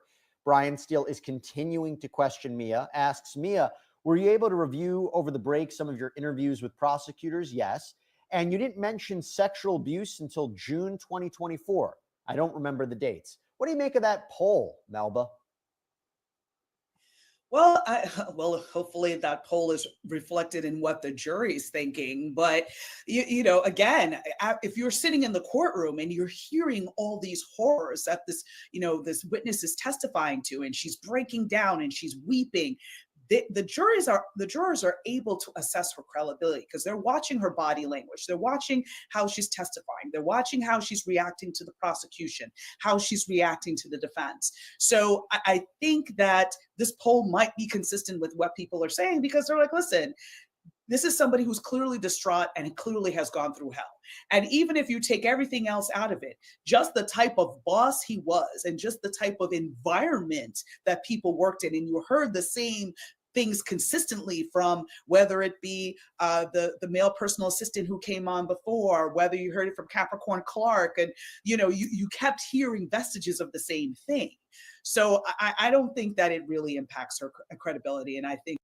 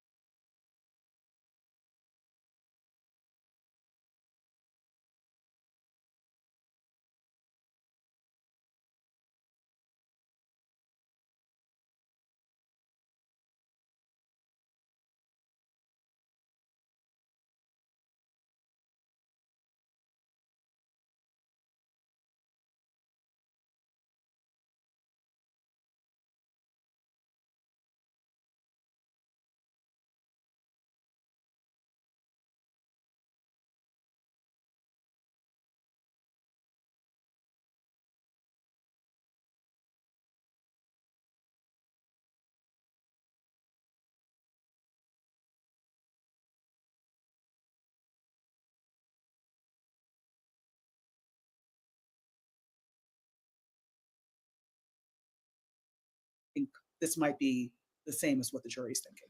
So really interesting question has come up. We have a couple of questions about Gina, alleged victim number 3. And there was a whole back and forth. I think it was 2 weeks ago where Mark Agnifilo, one of the defense attorneys, said she's not coming into the case. She's, there was a whole, this comes after that she couldn't be contacted, her attorney couldn't be contacted. Prosecution still seemed to suggest that she's a part of the case. So we had a question from Soldier Boy. How many witnesses are left to testify? Any updates on witness number 3? I don't believe we have any new updates on witness number 3. And remember, we think this is an 8-week trial, so we're at week number 4. We're like halfway there. But here's a question I'll throw to you, Alexis. This is from Jeannie Forever. Can or should they bring Gina's podcast interview as evidence? And just to give a little bit of context here, I believe what they're referring to is that Gina, and this is based on reporting from the New York Times, Gina, if we believe she's alleged victim number 3, sat down for an interview in 2019 for a YouTube show called Unwind with Tasha K, claimed that Combs physically abused her, stomped her, punched her, very similar to what Cassandra Ventura has testified to, that she was forced to have abortions, that she had texts and notes app posts to corroborate her account. If that's what they're referring to and she doesn't testify, do they bring it in? Can they bring it in, Alexis, or no? It would be different. They'd have to have somebody be able to present it. I don't know, like you're saying that they just came across this another media source. There are ways to bring that in if they need. I'm just not so sure if they want to go that route. It sounds like they already have a lot of witnesses that are pretty much, unfortunately, testifying to the exact same systematic abuse that they sustained. And as was previously brought up by one of the panel members, having a witness and explaining that witness is not there, and this was said, but having a witness that you're forcing to testify can really backfire. It can backfire. And I just do not think, even though there's a lot of focus on victim number 3, I don't think that the prosecution is going to need victim number 3. I think that they're just, because the jury is hearing the same thing over and over again at this point. Okay, we have an update from court. Brian still asks, Mia, did you give all your materials to the government? Answer, I gave them to my lawyer. They gave them to the government. And then look at this one. Not exactly sure what it is. We'll find out. Question for you, Melba. This is from Anthony Rosado. Did the feds use RICO to go after Diddy's income? It would make sense to indict him on domestic violence and drug-related charges, but seems like they want his money also. I'm not getting that vibe, but maybe I'm missing something. But to me, this seems very much focused on the, whole sex trafficking, the freak offs. That seems to be the main avenue here. I don't know that there's any allegations that he's getting his money through illicit means. Again, it's pretty well documented that he's got Bad Boy Productions. He's got all these albums that he's released and all of that. He's produced a bunch of people, so money's coming from that. So I don't know that there's a real nexus between his income and illegal activity. But what we are seeing a clear nexus of is his use of his influence and his companies to bully Cassie, to bully other members of staff, to harm other members of staff, things like that. The question is, does that rise to the level of sex trafficking as one of the charges, as well as RICO and, of course, prostitution? So I don't see a money angle here to this. I'll give you another question. Okay, let me give you a different one. This is from RSS. Considering the violent nature of Combs' crimes, can victims possibly utilize the witness protection programs, or is it too hard due to fame? That's interesting. Interesting questions, right? Yeah, and I think, for instance, I think the feds have more of that ability to give people witness protection, again, because they have more money and they can obviously relocate people to different states. In the instance of Mia, now remember, we haven't seen her face. So if she needed witness protection, she could probably pretty easily be made availed of that. But also there has to be a realistic threat. So were there threats on some of the witnesses that had been listed to testify? Did they receive, random emails or a random package at their doorstep saying, don't testify? So there has to be, again, some nexus between an actual threat and the need for relocation. They don't just necessarily, you testified in this trial, therefore we're going to give you witness relocation. There has to be some active threat. Melba, you mentioned something interesting, and we have a question here, Joe, from Tia215 Aisha. Jesse, why is Mia's face out on the media? So look, what happened? I mean, it came out last week, seems to have come up again today. There is apparently this video of Mia where she's wishing Combs a happy birthday. It's being used into evidence. I talked about it with Elizabeth, that it was first, there was an objection to it coming into evidence, came out into evidence.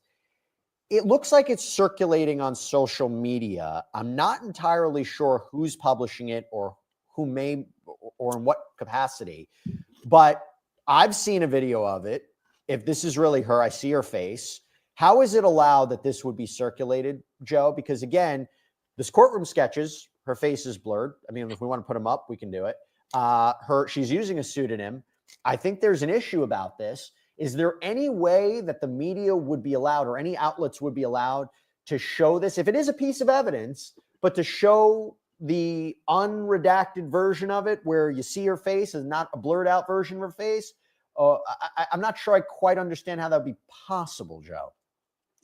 Well, theoretically, her face is not supposed to be released. This is one part of this is why she's under, pseudonym and everything else.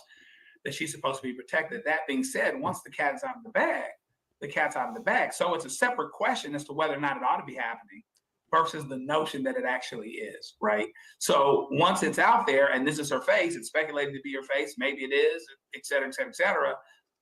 Well, I can do everything that I want to do to try to undo that, but how do you unring a bell, right?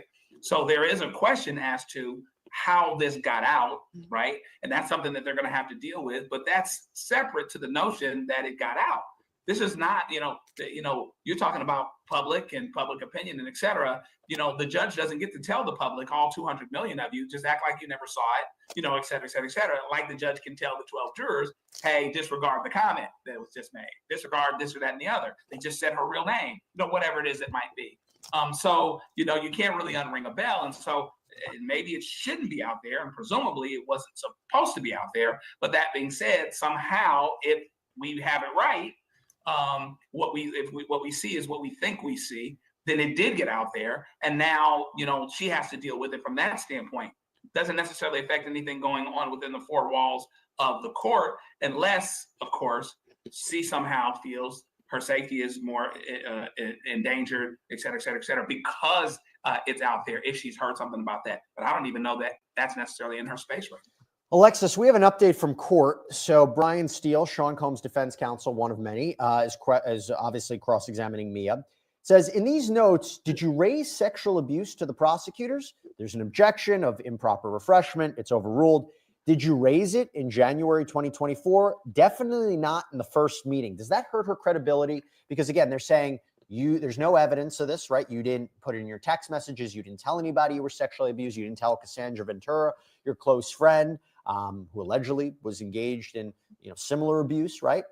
You didn't raise it to Cassandra Ventura. You didn't raise it in your first meeting. Does this go to her credibility, or has our understanding of sexual abuse and victims and their behavior changed where this is not so strange? Under the circumstances, Jesse, I think at that point in the interviews and stuff, that maybe in the first interview, it would be reasonable that it would have been raised.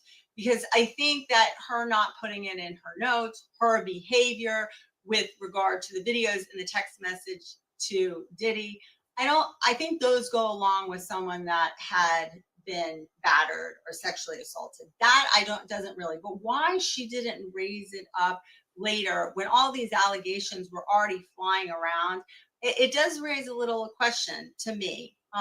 The fact that she filed just for the employment issues in the civil case, that doesn't cause me as much concern, because an attorney would probably have said to her, that's going to be easier, because really keeping the documents for employment issues is on the employer and not on her.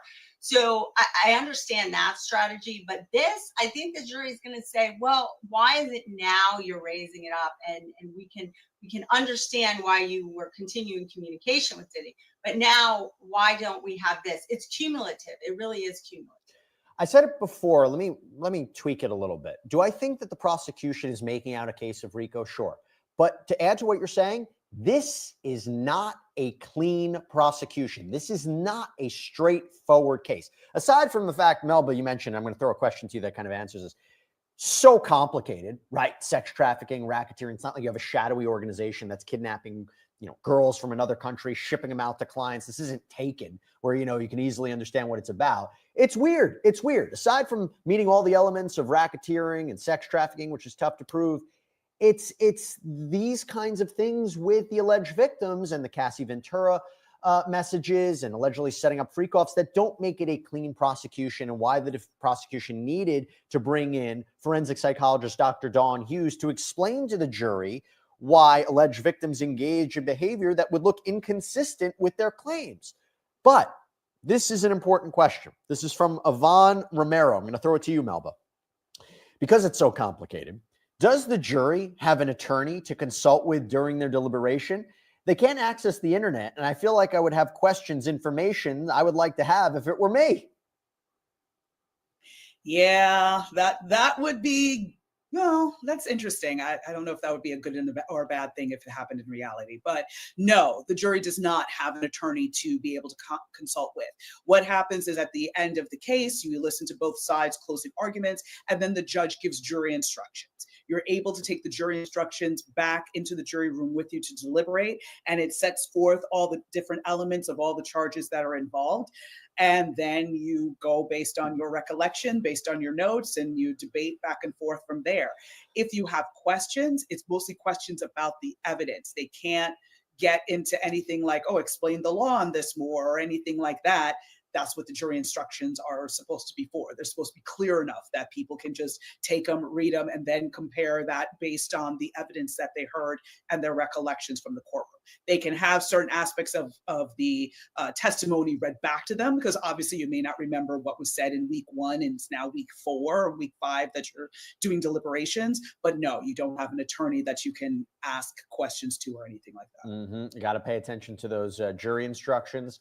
Very, very important in this case. Closing arguments are going to be very, very important in this case to really summarize everything, fit it up or not fit it up to the elements of each crime. Okay, update for you. In court, Mia says, I don't remember each specific meeting, but I definitely didn't raise it in the first meeting, again, regarding her allegations of sexual abuse. And then she said, and Brian Steele asks, and in this next document that you just reviewed, the judge says, just ask her if her recollection is refreshed. Mia says no, not to the specifics. And then we have a poll up. Should the 2013 birthday video showing Mia praising Combs have been allowed as courtroom evidence? Yes, 43% gives context to the relationship. 57% no, irrelevant to the abuse claims. Very, very interesting. Also, further update from court. Brian Steele asks Mia, you never mentioned sexual abuse until you hired lawyer Sean Crowley. I have no idea when I first mentioned it, except that it was after I had representation. You intend to sue Mr. Combs for compensation. You want money? Mia says no. Joe, that raises an interesting point. When Cassandra Ventura took the stand and she was questioned about her lawsuit, I was of the opinion, I don't think that really goes against her credibility, because she had filed the lawsuit and settled with Sean Combs and then cooperated with the government. Like, what would she have to gain by cooperating with the government now if she didn't have this ongoing lawsuit? And they can make the argument, oh, a guilty verdict would definitely help you. She already had her suits. Why would she cooperate with the government, put her testimony at play, have to share these details with a jury in a courtroom and for the world at large? But when you deal with this and you deal with Mia and potential, financial motivations, is it different? Is it different, Joe? Yeah, that is an interesting question, right? To your point, Cassie could have been great going off into the sunset and going and living her life because she got her case settled within 24 hours after filing the case. And so therefore, to your point, her case is over. She doesn't have a case to bolster or to make better by her testimony. On the other hand, Mia, someone else, that would testify that there was sexual assault, may be better off. Now, that being said, the other side to it is that when you consider the standards of proof, Puffy could get off in this case. Diddy could get off in this case because he has to be proven guilty beyond reasonable doubt, but still be very much on the dole as it pertains to many of these 80 or so civil cases, because it just needs to be more likely than not. I mean, if I'm stepping back and I'm just talking about the potential for sexual assault, that's a little bit more likely, just like domestic violence, which we already know is there, as opposed to him running a criminal enterprise. So I think the answer to that, and being a racketeer, the answer to that notion is that, okay, you're better off for proving this case. Yeah, for sure. But, she's not a whole lot worse off if the case isn't proven, because the nature of the beast is so different in civil court versus criminal court. So I don't know that she puts herself through that for just this reason, because in all likelihood, if she has a case, it doesn't necessarily go away just because they don't convict him here. Got another update from court. Brian Steele asks Mia, who have you worked for since? Mia responds, Madonna. For how long? 8 months, from April 2019. When you did that, did Mr. Combs assist you in getting that job? Absolutely not. Okay, Alexis, we have a question for you. This is from Legs 7K. Hi, Jesse and guests. A question for Alexis. What's her take on the defense questioning on week 4? Have they taken the gloves off, so to speak? on week 4. Well, I think the defense had taken the gloves off before. I think that we might be confusing that on cross. On cross, a lot of times it's going to come across as taking the gloves off, because your job as a defense attorney is really to break down the testimony that they had on direct. And sometimes that comes across really harsh. Now, as a defense attorney, you can soft serve it, I call it, where you kind of take, like had been mentioned before, where somebody will say, hi, how are you? And they take the friend approach. That's not Brian Steele's approach pretty much ever. So I do think that they are coming at this witness, but I think that they have to come at her hard. Yeah, they have no choice. Because, and by the way, this goes to something else. If you could turn the jury off. Well, I wonder if the defense will say, or just something for everybody to think about. Imagine for a moment, Sean Combs is completely innocent of every single allegation. And they are saying you have people falsely accusing him. You have the government falsely accusing him, right? These people are going after him. Of course, we are going to question her very, very strongly. We believe our client is completely innocent of all this. How would you expect us to question the person that's ruining his life? That's another way to look at it. I don't know if they'll say that, but just something to think about. Okay, I have an update. Melba, I'm going to throw this to you. So Brian Steele says to Mia, so you were not blacklisted? No retribution. He took away the TV show, the credit I was promised. You told the jury you were surprised you were let go, right? I did. You were let go for drinking? No. Why is this so important to get to this idea of whether or not she was retaliated against, or whether or not Sean Combs could use his power to blacklist her in the industry? Why is this so important for this case and this line of questioning, Melba? So there are a few things to unpack here. First off, I think that Brian Steele is trying to go after her credibility in terms of drinking. So when he's talking about, do you think that it could have been consensual intercourse that you had with Diddy, not non-consensual? He's basically trying to put the image in the jurors' minds that, well, she was drunk and she drinks all the time. So of course she doesn't remember whether or not she consented, and she could be making all this up because she's a messy alcoholic. That's the argument I think that he's trying to set up. And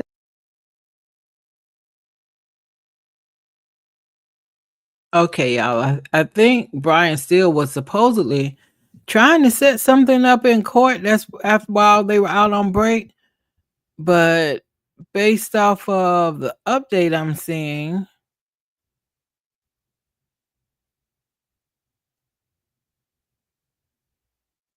okay, so based on what I'm seeing, Brian Steele is done. He said nothing further, and the judge said, member of the jury, do not consider any of the testimony about this witness's communication with her therapist. Prosecutor is now on redirect. And they said, Mia, was posted social media part of your job? And she said, yes. So I'll hop back over to the live thread so you all can follow along there. I'm telling you, if Mia is not off this stand soon, and if this trial doesn't start today, this testimony doesn't pick up, I am not promising that I will make it to the end of this court day on this live. I am not promising that because, like I said earlier, there's nothing more for the prosecutors to be gained from this. The witness, what they needed from her, they got. The defense attorneys, I feel like at this point, what y'all needed to do to try to discredit her in front of the jurors, you got. So now it's just more of stuff we already understand. So it's like, can we please get Mia off the witness stand? So hopefully prosecution's redirect won't be too long. So let me hop over to that screen for y'all.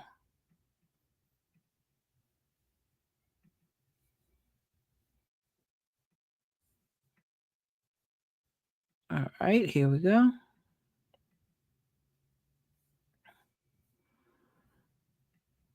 Let me see if we have anything here yet. Okay. Thank goodness we have an update. Okay, so we left off with Brian still saying there was nothing further.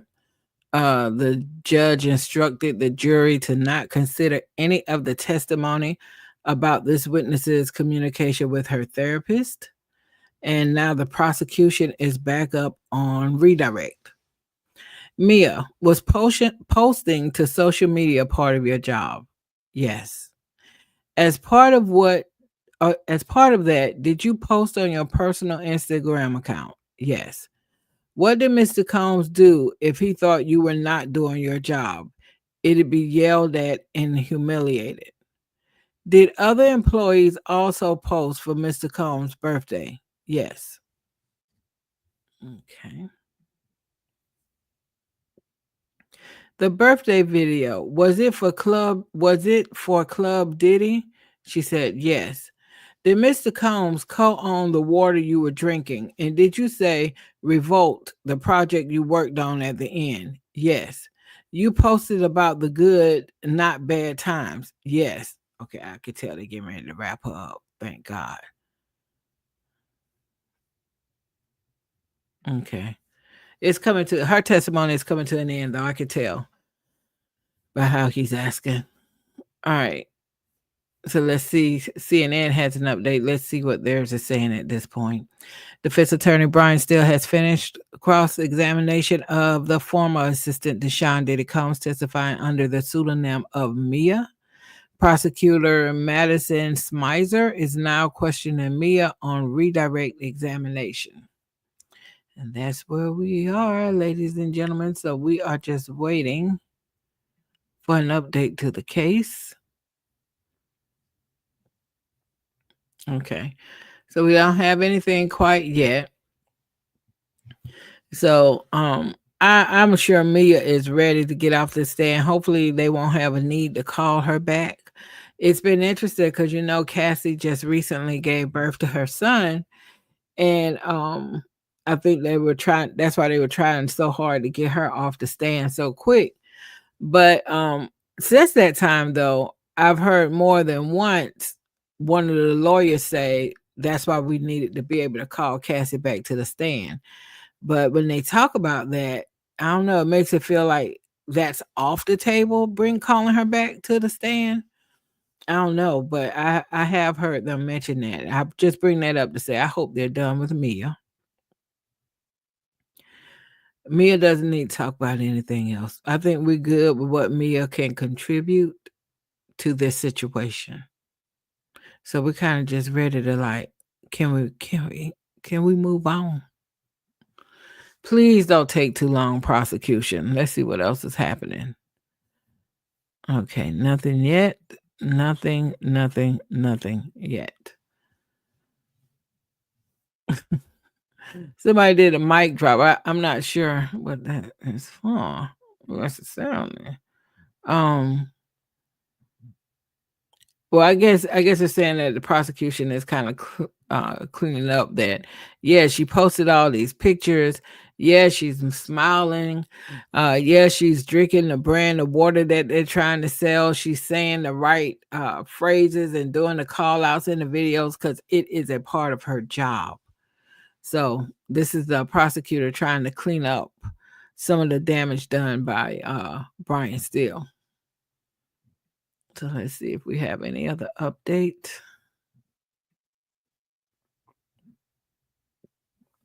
Okay, we left off with the prosecutor say, did the other employees post for Mr. Combs' birthday? She said, yes. The birthday video, was it for Club Diddy? She said, yes. Did Mr. Combs own the water you were drinking? And did you say Revolt, the project you worked on at the end? She said, yes. You posted about the good, not bad times. She said, yes. And we still wait. Oh my goodness. Let's see. CNN has an update. Let's see if it's telling us anything more. Prosecutor Madison Smizer is going through several of Mia's social media posts that the jury saw during cross-examination.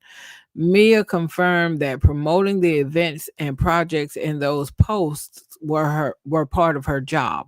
Smizer asked Mia what Sean Diddy Combs did when he thought she wasn't doing her job. She said, quote, I would be screamed at, humiliated, made fun of, and my job would be threatened. Mia confirmed that posting for Combs's birthday was also part of her job, and if she didn't do it, she would have been in trouble. All right, so all of that aligns with some of the testimony we've heard from other assistants there. So let's go back and see if we have an update yet. It doesn't appear so. Yep. We're still waiting. Okay. All right, so let's see what time it is. It is 2:34. 2:34. So that means if they're not running over today, court is going to be wrapping up in less than an hour. Um they may get one of these witnesses they had thought they would get to today. I think it's 3 that they mentioned in addition to Mia, but it looks like they'll probably get one for sure.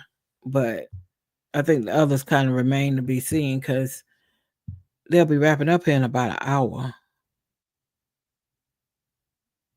This. All right. I'm going to go and check and see if they have anything updated for us.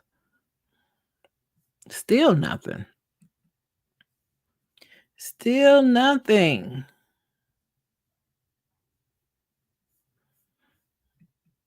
Mm-mm-mm. I tell you, this is painful. What I think I'm going to do, I'm gonna try to hang in here maybe 10 more minutes, but I think I'm going to end the live early today before court is over, and we'll just pick back up in the morning. Because these big pauses today with this testimony that really could have been over probably like 40 minutes ago, it is really testing me today. And I don't think I have what it takes just to sit here through this for another hour, even though I've been here like 3 hours now. Uh, let's see if we have any update. Nope, we still do not. Okay, here's one. We left off about, let's say, the prosecutor said, did Mr. Combs co-own the water you were drinking? And did you say Revolt, the project you worked on at the end? And Mia said, yes. Prosecutor, you posted about the good, not bad times. She said, yes. Why did you want to make the person who abused you happy? When he was happy, I was safe. Were you worried about your physical safety? Yes, I'd been abused by Puff before I knew his wrath. Prosecutor, did you engage a pro bono lawyer? Mia said yes. Okay. That's interesting. So I wonder where the prosecutor is going with the pro bono lawyer. I guess to say that I don't know if that's in her favor or not, though, because if it looks as if she doesn't have any money, then would that possibly support the idea that she's trying to go after money now?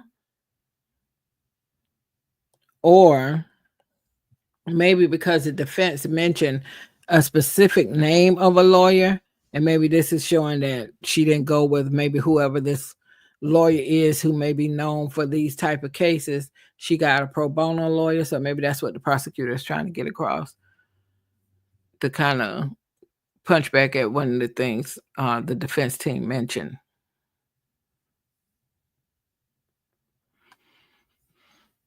Okay, come on.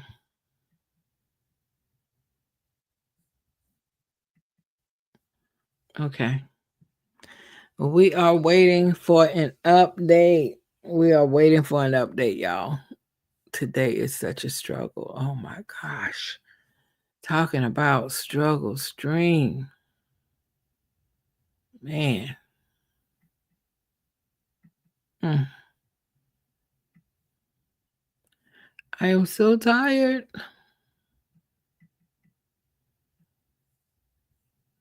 I am so tired.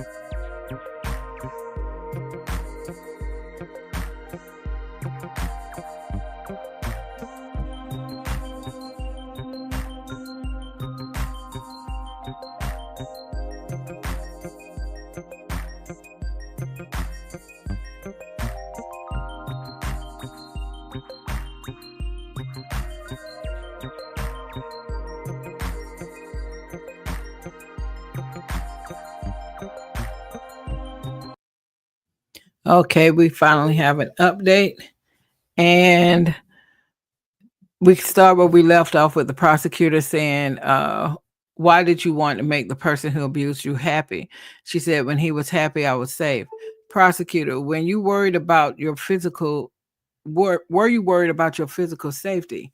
She said, yes, I'd been abused by Puff before I knew his wrath. Prosecutor, did you engage did you engage a pro bono lawyer? She said, yes. Prosecutor, why did you meet with the government so much? She said, so my story could be understood.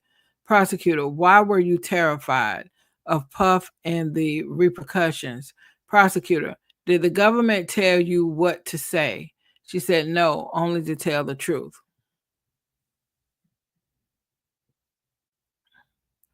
Prosecutor, how do you feel about public speaking? She said, terrified. Can you explain that, given that you've been in comedy? I have Puff's permission for that. Any comparison to testifying about Mr. Combs sexually assaulting you here? She said, none.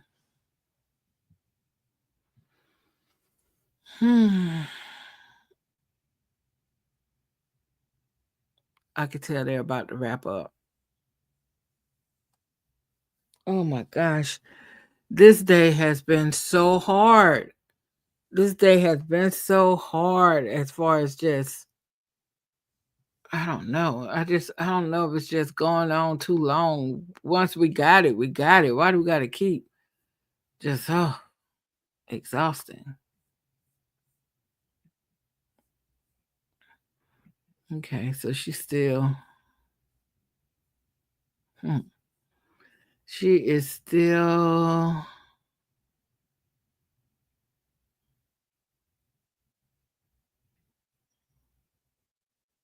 all right, let's see.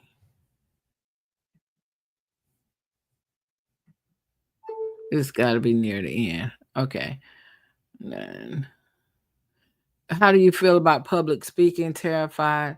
Can you explain that, given that you've been in comedy? She said, I had Puff's permission for that. Any comparison to testifying about Mr. Combs sexually assaulting you here? She said, none. Prosecutor said, why are you here today? She said, if not, I couldn't look my goddaughters in the eye and ever advise them what to do in this situation. Judge, Mr. Steele, any recross? Mr. Steele said, no, sir. Mia, you may go unless you want to stay. And Mia leaves. Okay. So finally, what is that noise?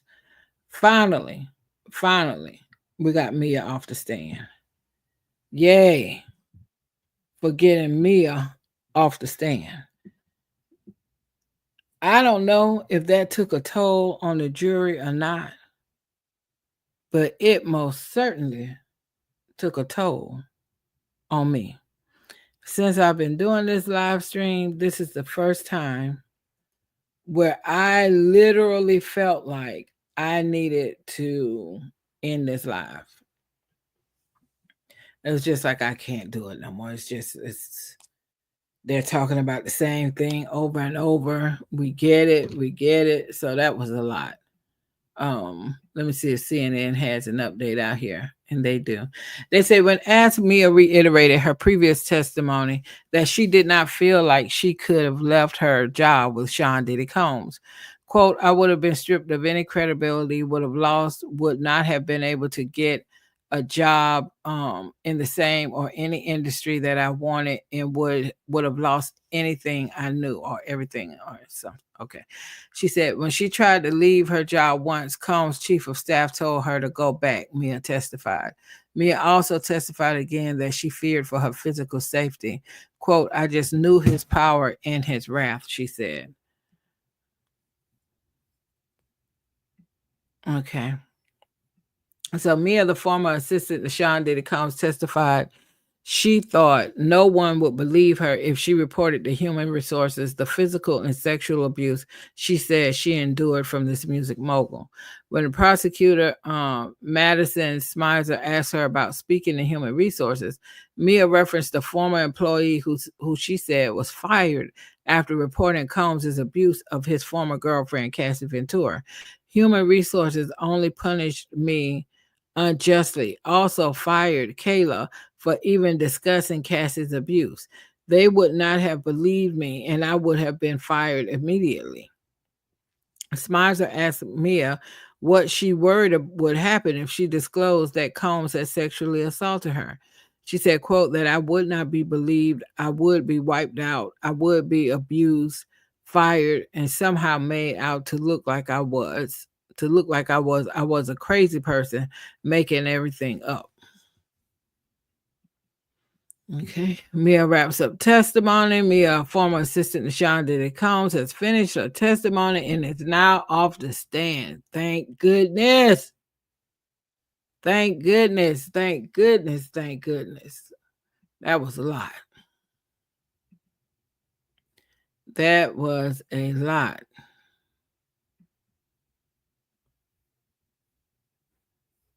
Okay. Let's see what the people are thinking in the comments.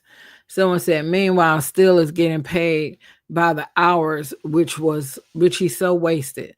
Prosecutor debunking 11 hours of defense mess in 5 minutes. I do think, I guess I'm so tired, I wasn't even thinking about it. But I do think the prosecutor wrapped that up real quick. They didn't stress out the jury by being long-winded, and they didn't stress us out. And in short order, I do think they asked the most relevant questions to kind of clean up a lot of what the defense team did with Mia's testimony. Someone else said, afraid of repercussion, ma'am, you sued him already. Someone else said, the government coaches everyone, just be honest. Someone else said she meet with them so many times so all of their stories could align and she could be coached by Dr. Hughes. I don't believe this woman. Someone else said, so according to all the diddlers, all these people are lying under oath because Puff ain't no duffing. Someone else said Diddy just paid 7 hours of attorney fees only for prosecutors to rip it apart in 15 minutes. 27 times, LOL, you needed to meet with them 27 times so your story could be understood. Or was it because the government was coaching you on what to say? So mixed feelings there for sure about how they felt about Mia's testimony today. All right, so the next witness is Sylvia Oken. And they said, where do you work? She said, the Beverly Hills Hotel for 17 years. I'm the director of sales and marketing. And they asked her, how do your reservations work? And she said, a system called Opera. Now, we heard about this system from another hotel employee. So I'm just trying to figure out why we're talking about this again. Why are we talking about this again? Interesting. Let's see if we have any other comments down here. The worst thing about Mia's cross is that the defense have now potentially publicly drilled fear into any woman thinking of speaking up about sexual assault, adverse effect on public following the case. Yeah, well, yeah. Society as a whole need to do something more in that space. But I don't think we could put that at Brian Steele's feet because at the end of the day, he's hired as a defense attorney, and unfortunately, for women who are victims of these type things, this is what they're up against. Yeah, it's messed up. But that part is messed up. While I also understand that Brian, in this situation, he's doing what he should be doing as a defense attorney. So, yeah, got to be a better way. All right. So we still have this witness on the stand talking about the hotel system called Opera. And I am trying my best to hang on for the rest of this live, but y'all, I don't think I'm gonna make it. Mm-mm. I don't think I'm gonna make it. All right, we got one live update from CNN. Beverly Hills Hotel employee is prosecution's next witness. All right, so we're just waiting to see.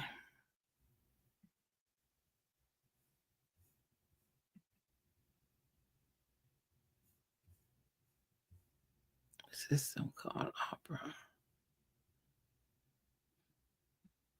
All right, y'all. We still don't have an update. What time is it? It is 2:51. If they don't get this thing really going by 3:00, I am. I'm not gonna be able to hang them extra 30 minutes with them today. I just can't do it.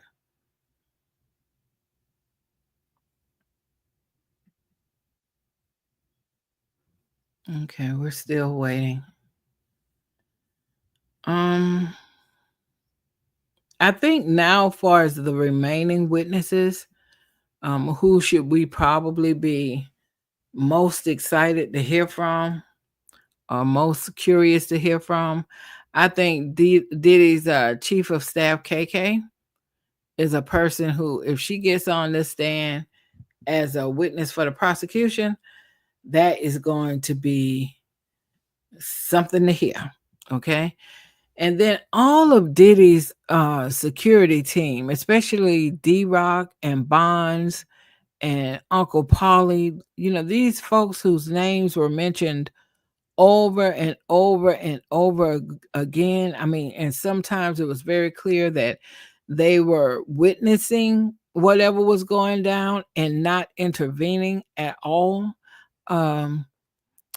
And then it's very clear in some of the instances described to us that they were facilitating getting back to Diddy whatever Diddy want brought back to him. And if that meant a person, then if Cassie was trying to leave, they would go get Cassie and bring her back to him.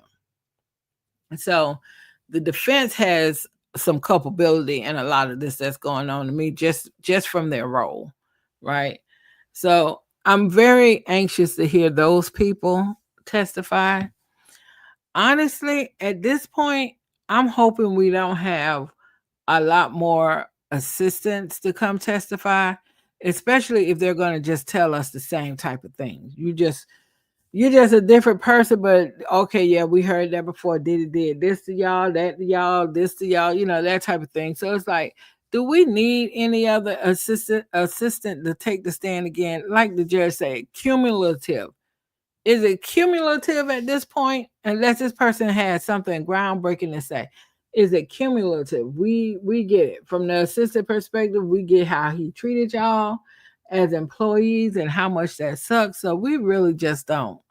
We don't need all that. So I am still anxious to see KK. I am anxious to see security, the security team. I am curious if that guy who got arrested off the plane, the young guy, who was supposedly Diddy's drug mule. Supposedly he had some kind of deal to even get out of jail as quick as he did. Will we see him again? I'm curious, but I don't care if we see this person. Like Carisha, will she show up? So I'm just curious, but if she never shows up, that'll be fine. What I'm not curious about is who from the entertainment world might show up for Diddy. Have y'all noticed?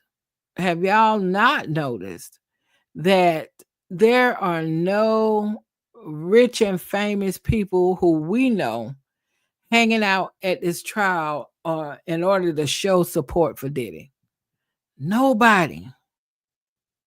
Nobody. And you got to understand it because of what he's being accused of. And quite frankly, for some of these people who are not getting anywhere near Diddy, they were not in the dark. They were fully aware. They had to be. They had to be. Okay. But with all these riches, all these quote unquote friends, now, all these people who are close and dear to you, it is very telling that one, I don't see nobody coming to be by your side.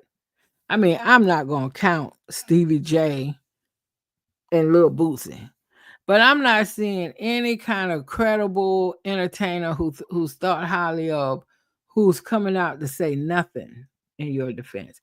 Even if they subtly did that same thing that Stephen A. Smith did with Shannon Sharp. Stephen A. Smith protected his job. You could tell by the words he was using, okay? While he also said, I can't say what happened. I can't say what didn't happen. I wasn't there. But all I know is that the Shannon Sharp that I know would not do those things. So he said something like that. That's about as good you could do, because I'm not suggesting that any of these people need to sacrifice their careers for Diddy. But it is amazing, out of all those years in the industry, all the people I've not heard one credible entertainer from any walk of life, dancer, music person, producer, director, actor, actresses, rappers, singers. I have not heard of one. Songwriters step up to say anything positive about you. Not a one. And I do think that's telling. So let's see if we have an update right now. Are we still on this thing about how opera works? Okay. I'm giving them 3 minutes, y'all. I'm giving them 3 minutes, and then I can't anymore. I might even start just, paying attention to the trial and just put up like key moment videos and that type of thing, instead of live streaming it. But I don't want to stop live streaming because I really want to like build this as a skill set. So I may just have to find, I don't know. We'll see. We'll see. We'll see. All right. Let's see if we have any update. Somebody said 3 p.m. is quitting time. We still have 4 weeks to go. We still have 4 weeks to go. Mm, mm, mm, mm. They finna tell us, this lady from the hotel, I'm sure she's about to tell us something disgusting. Whatever the instructions were about getting the rooms together for Diddy or something. I'm sure that's it. But I don't know what's taking so long to get this update. So maybe they are about to let them out early. Maybe. We will see.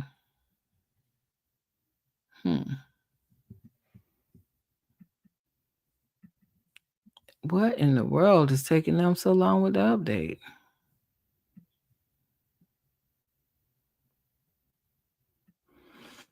All right. Come on, 2 minutes, because let these people not come through in 2 minutes. I am out. I am out. I am out. I am out. I cannot do this anymore.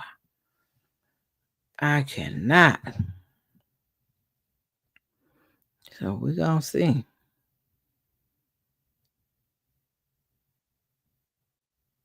Mm.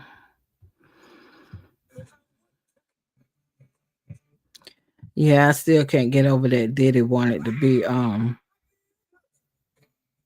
James Brown. That's funny.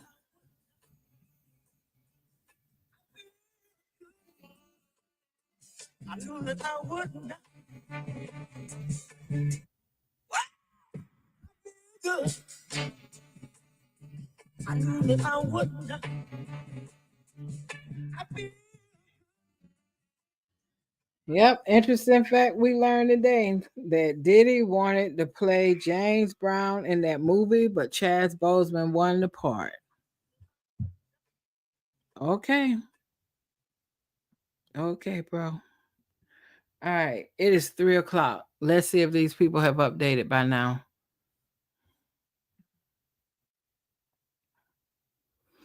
One update after all of that time. Okay, so anyway, they said how do reservations work? The witness said a system called Opera. Prosecutor, does Opera link a customer's alias to their real name? She said yes. And this one, who is it really? Sean Combs. Prosecutor, can you guess? Can a guest change his or her alias? She said yes. Okay. All right, y'all. It is a little after 3 o'clock. They can't have much more left on this trial. Oh Lord, on this trial, on today's proceedings. But your girl has just tapped out. Your girl has just tapped out. They have just, I don't know.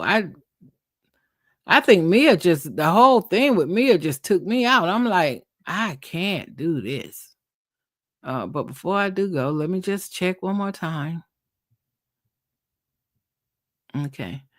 Nothing yet. Nothing yet. I'm gonna try to hang on. Let me try to hang on. Let me try to hang on. Let me try to hang on. Well, while we're waiting, let me check TMZ.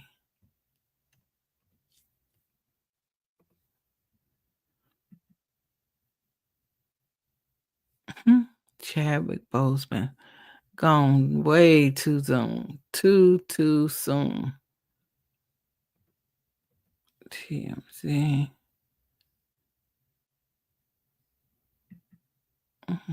Mhm.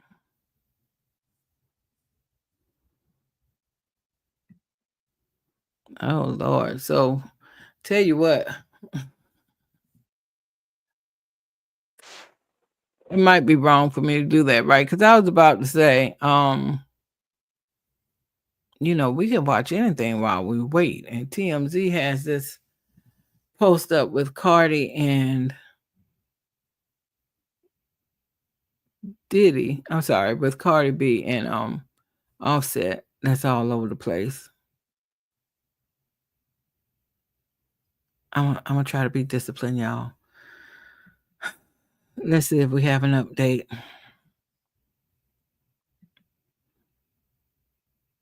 Why is it taking so long? Okay, CNN has an update. Let's see what they're saying. Sylvia Oken, the director of sales and marketing at the Beverly Hills Hotel, said she recalled some reservations made for Sean Diddy Combs under the alias Frank Black. The jury also saw a hotel record that showed Cassie Ventura was listed as an accompanying guest on the reservation.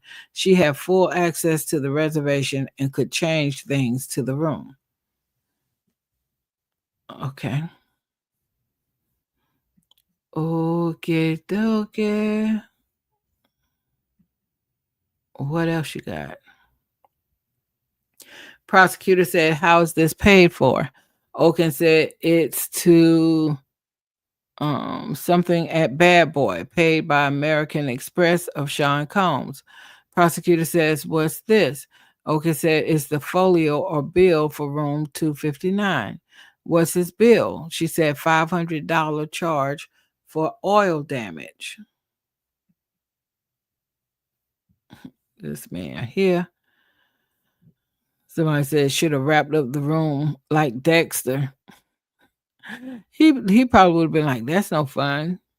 Someone else said, LOL, can't even buy baby oil no more without a prescription. Shake my head. Mhm.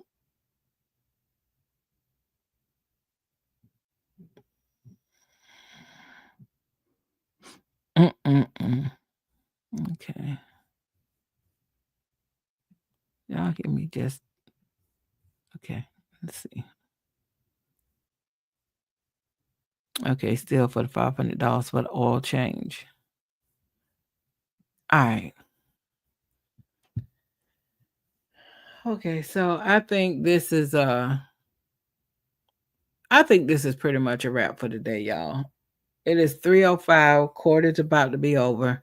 Whatever the rest of this testimony is going to be, I don't see it being any drop the mic moments. And your girl is just tapped out because I just about doggone just dozed off on this mic, and y'all know that is not the goal of live streaming. Okay, that is not the goal. So I will tap back in with you all tomorrow. I may do a separate video on the channel just to kind of call out what the key moments were from today's proceedings in court. But as always, I thank any of you who dropped by. Please like the live. Please comment. Please subscribe if you're not a subscriber yet. There are plenty of other types of videos on my channel. Some reaction videos, a lot of Kendrick Lamar, and especially when the beef was going on, content on the page as far as reaction to that whole event. And there are other videos on my channel that are just shorter videos, not this long form video style. So check me out. See if there's anything you like. And I appreciate you. Thank you again for the support. And until the next time, let me just check one more time before I go. Okay. Yeah, I can go. Until the next time. Bye, y'all.